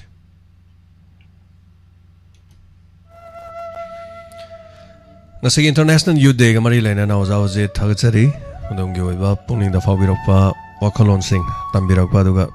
ꯃꯇꯨꯡꯗ ꯑꯩꯈꯣꯏꯒꯤ ꯌꯨꯠꯁꯤꯡꯒꯤ ꯍꯥꯏꯕ ꯇꯥꯔꯦ ꯁꯤꯒꯨꯝꯕ ꯅꯨꯃꯤꯠꯁꯤꯗ ꯈꯟꯅꯕ ꯄ꯭ꯔꯣꯒ꯭ꯔꯥꯝ ꯑꯃꯒ ꯇꯧꯗꯅ ꯑꯗꯨꯝ ꯇꯧꯕ ꯌꯥꯕ ꯑꯗꯨꯒꯨꯝꯕ ꯑꯅꯤ ꯍꯥꯏꯕ ꯇꯥꯏ ꯑꯣꯒꯁ 23ꯁꯤ ꯃꯌꯥꯝꯁꯨ ꯅꯣꯠ ꯇꯧꯁꯟꯕꯤꯔꯒ ꯑꯩꯈꯣꯏꯒꯤ ꯂꯝꯗꯝꯁꯤꯒꯤ ꯍꯧꯒꯠꯂꯛꯂꯤꯕ ꯅꯍꯥꯁꯤꯡ ꯌꯨꯠ ꯑꯣꯏꯕꯁꯤꯡꯅ ꯑꯩꯈꯣꯏꯒꯤ ꯊꯧꯗꯥꯡ ꯑꯩꯈꯣꯏꯒꯤ ꯑꯩꯅ ꯌꯥꯝ ꯇꯠꯇꯅ ꯍꯥꯏꯖꯕꯗ ꯑꯩꯒꯤ ꯋꯥꯍꯩꯗ ꯗ꯭ꯌꯨꯇꯤꯁ ꯑꯦꯟड ꯔꯦꯁꯄꯣꯟꯁꯤꯕꯤꯂꯤꯇꯤꯁ ꯑꯅ ꯋꯥꯍꯩꯗꯤ ꯗ꯭ꯌꯨꯇꯤꯁ ꯍꯥꯏꯕ ꯗ꯭ꯌꯨꯇꯤꯁ ꯑꯩꯈꯣꯏꯒꯤ ꯊꯧꯗꯥꯡꯗꯨꯅꯦꯕ ꯔꯦꯁꯄꯣꯟꯁꯤꯕꯤꯂꯤꯇꯤꯁꯨꯅꯦ ꯑꯩꯈꯣꯏꯒꯤ ꯇꯧꯗ ꯌꯥꯗꯕ ꯍꯥꯏꯕ ꯇꯥꯔꯦ ꯔꯦꯁꯄꯣꯟꯁꯤꯕꯜꯗ ꯗꯥꯏꯠꯇ ꯃꯤꯒꯤ ꯃꯔꯣꯟꯗ ꯍꯥꯏꯔꯒ ꯑꯗꯨ ꯃꯁꯤ ꯄꯨꯝꯅꯃꯛꯁꯤꯒꯤ ꯊꯧꯗꯥꯡꯁꯤ ꯂꯧꯔꯤꯕ ꯃꯤ ꯑꯃꯅ ꯑꯗꯨ ꯆꯨꯝꯃꯦ ꯑꯣꯖꯥ ꯍꯧꯖꯤꯛꯅ ꯍꯥꯏꯕꯤꯗꯣ ꯀꯩꯔꯣꯜ ꯂꯩꯀꯥꯏꯒꯤ ꯀ꯭ꯂꯕꯀꯤ ꯊꯕꯛ ꯇꯧꯕꯗꯒ ꯀꯣꯏꯆꯦꯟ ꯆꯦꯟꯗꯅ ꯇꯧꯕ ꯃꯤꯁꯤꯡꯁꯦ ꯑꯗꯨꯝ ꯑꯌꯥꯝꯕ ꯃꯇꯝꯗ ꯁꯣꯁꯤꯌꯦꯜꯒꯤ ꯋꯥꯛ ꯊꯕꯛ ꯌꯥꯝ ꯇꯧꯒꯜꯂꯤ ꯃꯗꯨꯅ ꯚꯣꯠ ꯂꯦꯞꯀꯅꯤ ꯈꯣꯠꯀꯅꯤ ꯍꯥꯏꯕꯒꯤ ꯋꯥ ꯅꯠꯇꯦꯀꯣ ꯚꯣꯠ ꯂꯦꯞꯅꯅꯕꯒꯤꯗꯃꯛ ꯀ꯭ꯂꯕ ꯇꯧꯕ ꯅꯠꯇꯦ ꯀꯩꯔꯣꯜ ꯂꯩꯀꯥꯏ ꯁꯦꯝꯕꯒꯤ ꯍꯥꯏꯕ ꯇꯥꯏ ꯌꯥꯝ ꯁꯦꯡꯅ ꯍꯥꯏꯔꯀꯥꯟꯗ ꯆꯨꯝꯕꯅꯤ ꯋꯥ ꯉꯥꯡꯕꯁꯤꯁꯨ ꯃꯥꯏꯛ ꯄꯥꯏꯔ ꯍꯦꯛꯇ ꯊꯣꯏꯊꯣꯛ ꯋꯥ ꯉꯥꯡꯕ ꯌꯥꯗꯕꯅꯦꯕ ꯑꯗ ꯀꯩꯔꯣꯜ ꯂꯩꯀꯥꯏꯒꯤ ꯁꯨꯃꯥꯏꯅ ꯇꯧꯕꯗ ꯑꯩꯈꯣꯏꯒꯤ ꯉꯁꯤꯒꯤ ꯊꯧꯔꯝꯁꯦ ꯑꯗꯨ ꯄꯥꯡꯊꯣꯛꯆꯒꯗꯧꯔꯤ ꯑꯗꯨ ꯇꯧꯗꯒꯤ ꯍꯦꯛꯇ ꯂꯥꯎ ꯍꯥꯏꯕꯗꯤ ꯍꯦꯛꯇ ꯌꯥꯗꯕꯅꯤ ꯑꯗꯣ ꯑꯩꯈꯣꯏ ꯂꯥꯎꯅꯕ ꯍꯣꯠꯅꯔꯛꯄ ꯃꯗꯨꯒꯤ ꯑꯦꯛꯁꯄꯤꯔꯤꯌꯦꯟꯁ ꯃꯌꯥꯝꯗꯣ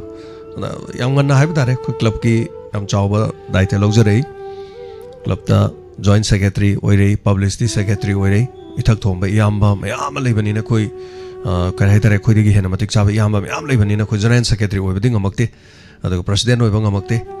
ꯑꯗꯨꯒ ꯑꯩꯒꯤ ꯃꯇꯨꯡ ꯇꯥꯔꯛꯄꯗ ꯑꯩꯒꯤ ꯏꯅꯥꯎ ꯑꯩꯒꯤ ꯍꯦꯛ ꯄꯣꯛꯃꯤꯟꯅꯕ ꯏꯅꯥꯎ ꯍꯧꯖꯤꯛꯁꯨ ꯀ꯭ꯂꯕ ꯑꯩꯈꯣꯏ ꯀ꯭ꯂꯕꯁꯤꯒꯤ ꯄ꯭ꯔꯁꯤꯗꯦꯟ ꯑꯗꯨꯝ ꯑꯣꯏꯔꯤ ꯑꯗꯣ ꯃꯈꯥꯔꯛꯇ ꯃꯃꯥꯡꯗ ꯃꯥ ꯁꯦꯀ꯭ꯔꯦꯇꯔꯤ ꯌꯥꯝ ꯉꯜꯂꯤꯉꯩꯗ ꯑꯣꯏꯈ꯭ꯔꯦ 19ꯗ ꯅꯠꯇ꯭ꯔꯦ ꯃꯥꯅ ꯑꯣꯏꯔꯛꯈꯤꯕ ꯃꯇꯝꯗꯣ 2000 ꯑꯗꯨꯋꯥꯏꯗ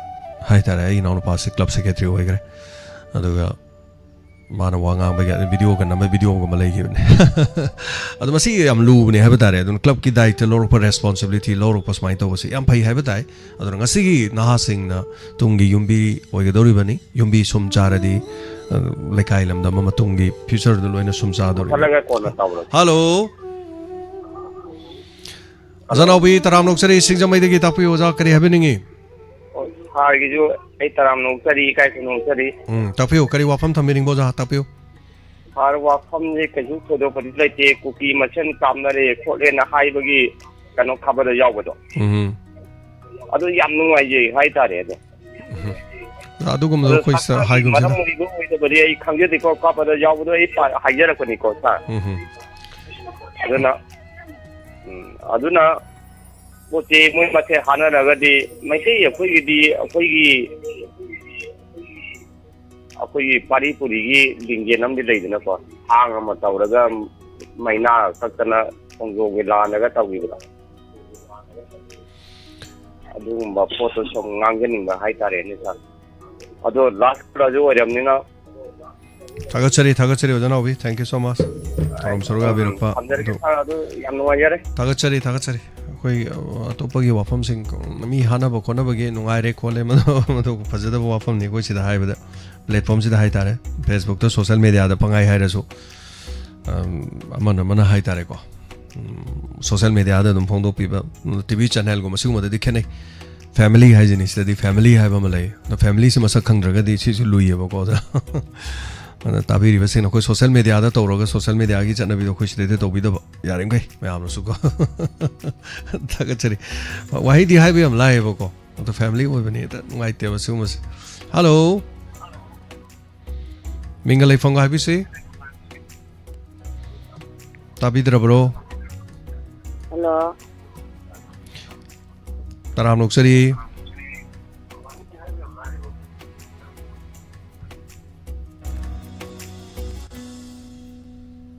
ꯀꯣꯜꯁꯦ ꯑꯩꯈꯣꯏꯒꯤ ꯋꯥꯔꯤ ꯁꯥꯟꯅꯕꯁꯦ ꯀꯣꯜꯁꯦ ꯇꯥꯗꯕꯒꯤ ꯃꯑꯣꯡꯗꯁꯨ ꯑꯗꯨꯝ ꯂꯩꯕ ꯌꯥꯎꯏ ꯌꯥꯔꯒꯗꯤ ꯈꯤꯇꯪ ꯑꯦꯛꯇꯤꯚ ꯑꯣꯏꯅ ꯑꯗꯣꯝꯅ ꯍꯥꯏꯅꯤꯡꯕꯁꯦ ꯍꯥꯏꯕꯤꯌꯨ ꯐꯣꯟ ꯇꯥꯗ꯭ꯔꯒꯗꯤ ꯅꯨꯡꯉꯥꯏꯇꯦ ꯑꯩꯈꯣꯏꯅ ꯍꯜꯂꯣ ꯍꯜꯂꯣꯅ ꯁꯨꯝ ꯂꯥꯎ ꯂꯩꯕꯗꯨꯁꯨ ꯃꯥꯂꯪꯗ ꯂꯥꯎꯕꯗꯧ ꯇꯧꯋꯤ ꯍꯜꯂꯣ ꯍꯜꯂꯣ ꯃꯤꯡꯒ ꯂꯩꯐꯝꯒ ꯍꯥꯏꯕꯤꯌꯨ ꯁꯤꯗꯒꯤ ꯏꯆꯦ ꯏꯅꯥꯎꯕꯤ ꯇꯥꯛꯄꯤꯌꯨ ꯀꯔꯤ ꯋꯥꯐꯝ ꯍꯥꯏꯕꯤꯅꯤꯡꯕ ꯉꯥ ꯅꯨꯡ ꯊꯪꯒꯥꯕꯗꯣ ꯍꯣꯏ ꯂꯥꯛꯑꯦ ꯅꯨꯡꯊꯤꯟꯅꯦꯅ ꯂꯥꯛꯑꯦ ꯑꯗꯨꯒ ꯑꯌꯨꯛ ꯇꯧꯈ꯭ꯔꯦꯅ ꯑꯩꯈꯣꯏ ꯅꯨꯡꯊꯤꯟ ꯇꯧꯅꯦꯗꯤ ꯍꯥꯏꯈꯤꯗꯕꯅꯤ ꯄꯨꯡ 10ꯗ ꯇꯧꯅꯦꯅ ꯂꯥꯎꯈꯤꯕꯅꯤ ꯇꯥꯟꯅꯔꯝꯃꯔꯣꯏꯌꯦ ꯍꯌꯦꯡ ꯍꯪꯆꯤꯠ ꯇꯧꯅꯦꯕ ꯅꯣꯡ ꯅꯤꯅꯤꯗꯣ ꯑꯩ ꯂꯧ ꯀꯨꯝꯃꯨꯔꯦꯕ ꯍꯣꯏ ꯍꯣꯏ ꯑꯗꯩꯗ ꯍꯔꯥꯎ ꯍꯔꯥꯎ ꯑꯗꯨꯒ ꯌꯥꯝ ꯄꯦꯟꯗꯕꯅ ꯍꯣꯏ ꯍꯣꯏ ꯃꯊꯪ ꯂꯥꯛꯄꯗꯗꯤ ꯈꯔ ꯑꯃꯨꯛ ꯃꯊꯪꯒꯤ ꯑꯃꯨꯛ ꯇꯧꯕꯗ ꯈꯔ ꯉꯟꯅ ꯍꯦꯛ ꯌꯥꯎꯕꯤꯔꯣ ꯑꯗꯣ ꯂꯧꯁꯤꯡꯒꯤ ꯃꯇꯝꯗꯤ ꯑꯗꯨꯝ ꯑꯣꯏꯔꯅꯤ ꯑꯗ ꯀꯩꯅꯣ ꯏꯆꯥꯡ ꯍꯩꯒ ꯐꯅ ꯀꯨꯏꯅ ꯐꯝꯗꯅ ꯋꯥꯔꯤ ꯇꯧꯔꯦ ꯐꯣꯟꯗꯣ ꯑꯗꯣ ꯁꯨꯡꯄꯥꯏ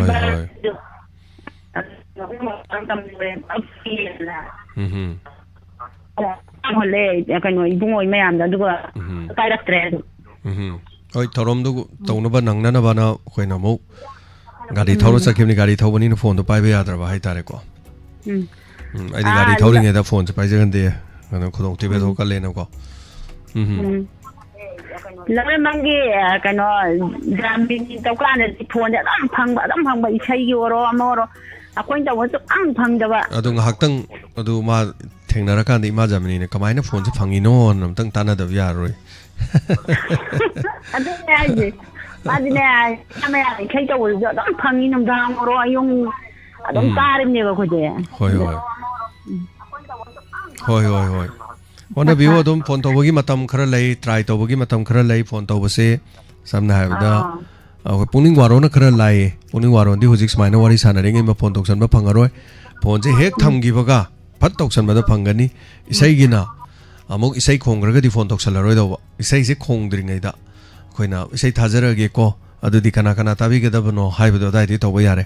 ꯑꯗꯨꯒ ꯇꯨꯠꯁꯦ ꯀꯨꯜꯂꯛ ꯆꯠꯍꯟꯒꯗꯕ ꯐꯣꯟꯁꯦ ꯁꯨꯃꯥꯏꯅ ꯇꯧꯗꯅꯀꯣ ꯊꯦꯡꯛ ꯌꯨ ꯑꯗꯨꯝ ꯌꯥꯎꯕꯤꯔꯛꯑꯣ ꯃꯊꯪ ꯊꯥꯒꯠꯆꯔꯤ ꯑꯗꯣꯝꯒꯤ ꯃꯥꯏꯀꯩꯗ ꯍꯧꯖꯤꯛꯇꯤ ꯂꯩꯖꯔꯦ ꯋꯥꯍꯣꯡ ꯔꯦꯗꯤꯑꯣ ꯃꯌꯥꯝꯅ ꯅꯨꯡꯁꯤꯕꯤꯌꯨ ꯑꯗꯣꯝꯒꯤ ꯃꯥꯏꯀꯩꯗ ꯂꯩꯔꯕꯅꯤꯅ ꯃꯌꯥꯝꯅ ꯈꯔ ꯁꯞꯄꯣꯔꯠ ꯇꯧꯕꯤꯌꯨ ꯇꯛꯊꯣꯛ ꯅꯥꯊꯣꯛꯇꯨꯅ ꯍꯣꯠꯅꯕꯤꯌꯨ ꯑꯗꯣꯝꯒꯤ ꯃꯥꯏꯀꯩꯗ ꯏꯇꯤꯍꯥꯁꯇ ꯂꯩꯔꯤꯕ ꯃꯈꯩ ꯏꯗꯨꯅ ꯂꯩꯍꯧꯔꯒꯗꯕꯅꯤ ꯁꯤꯈꯣꯡ ꯁꯦꯛꯃꯥꯏ ꯎꯈꯣꯡ ꯁꯥꯡ ꯁꯣꯝ ꯁꯥꯏꯠꯇ ꯀꯔꯤꯒꯨꯝꯕ ꯃꯁꯛ ꯅꯥꯏꯕ ꯄꯣꯠ ꯑꯃ ꯂꯩ ꯀꯔꯤꯅೋ ꯍꯥꯏꯔꯗꯤ ꯋꯥꯍꯣꯡ ꯔꯦꯗꯤꯑꯣꯅꯤ ꯍꯥꯏꯗꯣꯔꯕꯅꯤ ꯏꯁꯥꯅ ꯍꯦꯛ ꯊꯥꯒꯠꯆꯔꯣ ꯀꯥꯆꯤꯟ ꯀꯣꯏꯌꯥ ꯌꯧꯋꯤ ꯑꯗꯨꯅꯤ ꯊꯥꯒꯠꯆꯔꯤ ꯍꯥꯟꯅ ꯍꯜꯂꯣ ꯍꯜꯂꯣ ꯃꯤꯡꯒ ꯂꯩꯐꯝꯒ ꯍꯥꯏꯕꯤꯌꯨ ꯑꯣ ꯏꯃꯥ ꯈꯥꯡꯕꯣꯛꯇꯒꯤ ꯌꯥꯏꯃ ꯀꯧꯏ ꯇꯔꯥꯝ ꯅꯣꯛꯆꯔꯤ ꯃꯥ ꯇꯥꯛꯄꯤꯌꯨ ꯏꯃꯥꯒꯤ ꯆꯍꯤ ꯌꯥꯝꯃꯦ ꯆꯍꯤ ꯀꯌꯥ ꯁꯨꯔꯒꯦ 63 ꯍꯥꯏꯔꯦ ꯆꯍꯤ ꯌꯥꯝꯃꯦ ꯍꯥꯏꯔ 63 ꯈꯛ ꯍꯥꯏꯕ ꯏꯃꯥ ꯅꯠꯇꯦꯗ ꯆꯍꯤ ꯌꯥꯝꯃꯦ ꯏꯁꯥꯒꯤ ꯆꯍꯤ 63 ꯁꯨꯔꯦ ꯑꯗꯨꯅꯤ ꯍꯥꯏꯁꯦ 63 ꯏꯃꯥ ꯌꯥꯝꯅ ꯌꯥꯝꯕ ꯑꯣꯏꯗ꯭ꯔꯦꯗꯤ ꯏꯃꯥ ꯀꯣ ꯌꯥꯝꯅ ꯅꯍꯥ ꯑꯣꯏꯔꯤ ꯄꯨꯡꯒꯤ ꯋꯥꯔꯣꯜ ꯅꯠꯇ꯭ꯔꯥ ꯍꯥꯏꯕ ꯍꯣꯏ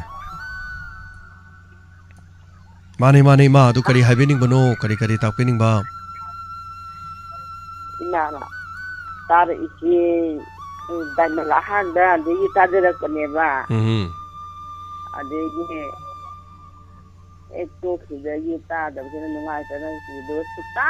ꯇꯥꯗꯗꯨꯅ ꯐꯅ ꯀꯨꯏꯅ ꯂꯩꯔꯀꯥꯟꯗ ꯔꯦꯗꯤꯑꯣꯁꯤ ꯑꯣꯠꯄ ꯀꯥꯟꯗ ꯐꯪꯉꯦ ꯀꯅꯥꯅ ꯍꯥꯏꯔꯒ ꯈꯪꯉꯤꯅꯣ ꯏꯃꯥ ꯁꯨꯝ ꯑꯣꯠꯂꯨꯕꯗꯩ ꯈꯪꯉꯛꯏꯔꯣ ꯔꯦꯗꯤꯑꯣ ꯑꯣꯠꯄꯗ ꯊꯦꯡꯅꯔꯨꯕ ꯍꯥꯏꯇꯥꯔꯦ ꯌꯥꯝ ꯅꯨꯡꯉꯥꯏꯖꯔꯦ ꯑꯗꯒꯤ ꯇꯥꯖꯔꯛꯄꯁꯤꯅ ꯍꯧꯖꯤꯛ ꯐꯥꯎꯕ ꯂꯨꯝꯃꯒ ꯇꯥꯕꯗꯤ ꯂꯥꯏꯔꯅ ꯄꯥꯛꯊꯔꯒ ꯇꯥꯖꯔꯤ ꯄꯥꯛꯊꯔꯒꯕꯨ ꯇꯥꯔꯤꯕ ꯄꯥꯛꯊꯔꯒꯕꯨ ꯇꯥꯖꯔꯤ ꯇꯨꯝꯕꯗꯁꯨ ꯊꯥꯗ꯭ꯔꯦ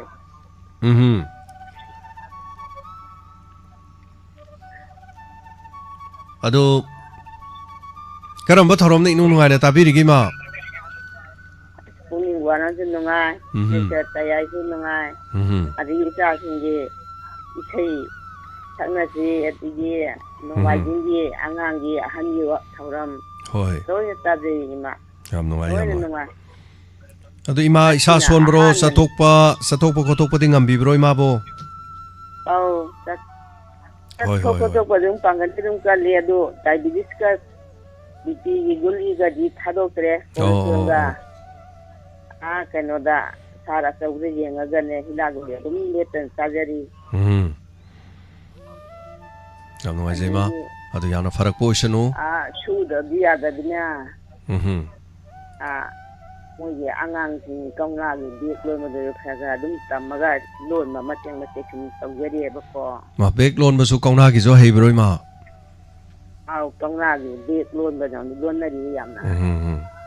ꯌꯥꯝ ꯅꯨꯡꯉꯥꯏꯖꯔꯦ ꯏꯃꯥ ꯈꯔ ꯇꯦꯛ ꯇꯧꯔꯒ ꯔꯦꯗꯤꯑꯣꯁꯤ ꯊꯥꯔꯒ ꯇꯥꯔꯦꯒ ꯃꯥꯡꯒꯣꯟꯁꯤꯗ ꯐꯝꯃꯦꯒ ꯅꯨꯡꯉꯥꯏꯔꯤꯌꯦ ꯏꯃꯥꯗꯤ ꯅꯨꯡꯉꯥꯏꯖꯔꯦ ꯏꯃꯥ ꯈꯣꯏꯅ ꯊꯥꯕ ꯐꯪꯕꯒꯤ ꯏꯃꯥ ꯈꯣꯏꯒꯤ ꯆꯍꯤ ꯃꯇꯥꯡꯗꯨꯅ ꯊꯧꯔꯝ ꯇꯥꯕꯤꯗꯅ ꯁꯔꯨꯛ ꯌꯥꯕꯤꯗꯅ ꯑꯗꯩ ꯉꯥꯏꯍꯥꯛ ꯇꯧꯔꯁꯨ ꯄꯣꯊꯥꯕ ꯐꯪꯉꯤꯗꯣ ꯌꯥꯝ ꯅꯨꯡꯉꯥꯏꯔꯦ ꯏꯃꯥ ꯉꯁꯤꯅ ꯑꯍꯥꯟꯕ ꯐꯪꯖꯕꯅꯤ इमा फोन तब खोटपदी हईब्रो मीना तौबीब्रो फोन मचाने आइना ngथाई नंबर दो इजाना तबना तबना हाइबिरकदन इछला थमौबा अदिदा मुझे आइना फोन मचाने से नम्मगा तौरा येंगने येंगने अंदका हंदक त्रांग वारक नम्म काना fungi Okay. Tara mangarak nama dah fange. Yang nungai rema. Jadi, tau kau komong motor digi, umi warol istiqat saya, ini tahu aja, nak tahu deh. Jadi ijaz itu, tapi ngapain ni loin pan gere. Lupa amat ya, auto bro. Lupa mau ya udah. Mai pema. Ada nak, ada ni, pap lupa ga, aiga. Halo, ba ani tang ni jin jin lagi jadi. Ichanupi loy na pan graba. Tu ichanupi ama imai marak ta thamba yada bro. Ya deda hamta yani pasi una. Yaung ilo hara kene na pakhatna. Wari thana go hamta yad. Yaung ilo haibanate. Yaung ilo haibanate ima sango haibani haibe yada bro. Oh kalingai layo. Wara kanda. Narak nila kanda ayoi lagi di haiba. Oh, pabung di lay bro ima. Lay? Oh, pabung di masakal li bro. Kamay tori. Oh, ma di kali. Dahi hunda. Hunda khara hele. Ma di sugar su laite, BP su laite. Ma di masai seng dari aida ni. Mayan tuyan laina loin suri se. Okay. Pabung di masayang pabjani ne do di. Jam nungai ma. Kenogi tomino khabo kido. Oh. Aduga ai khoi ga thorok wang mane mani mamang ne ba. Oh. Adu ma su mathanda laibani adu ma ga ibani ai mai matung ila nong balak ja yin khan. Lapuyo.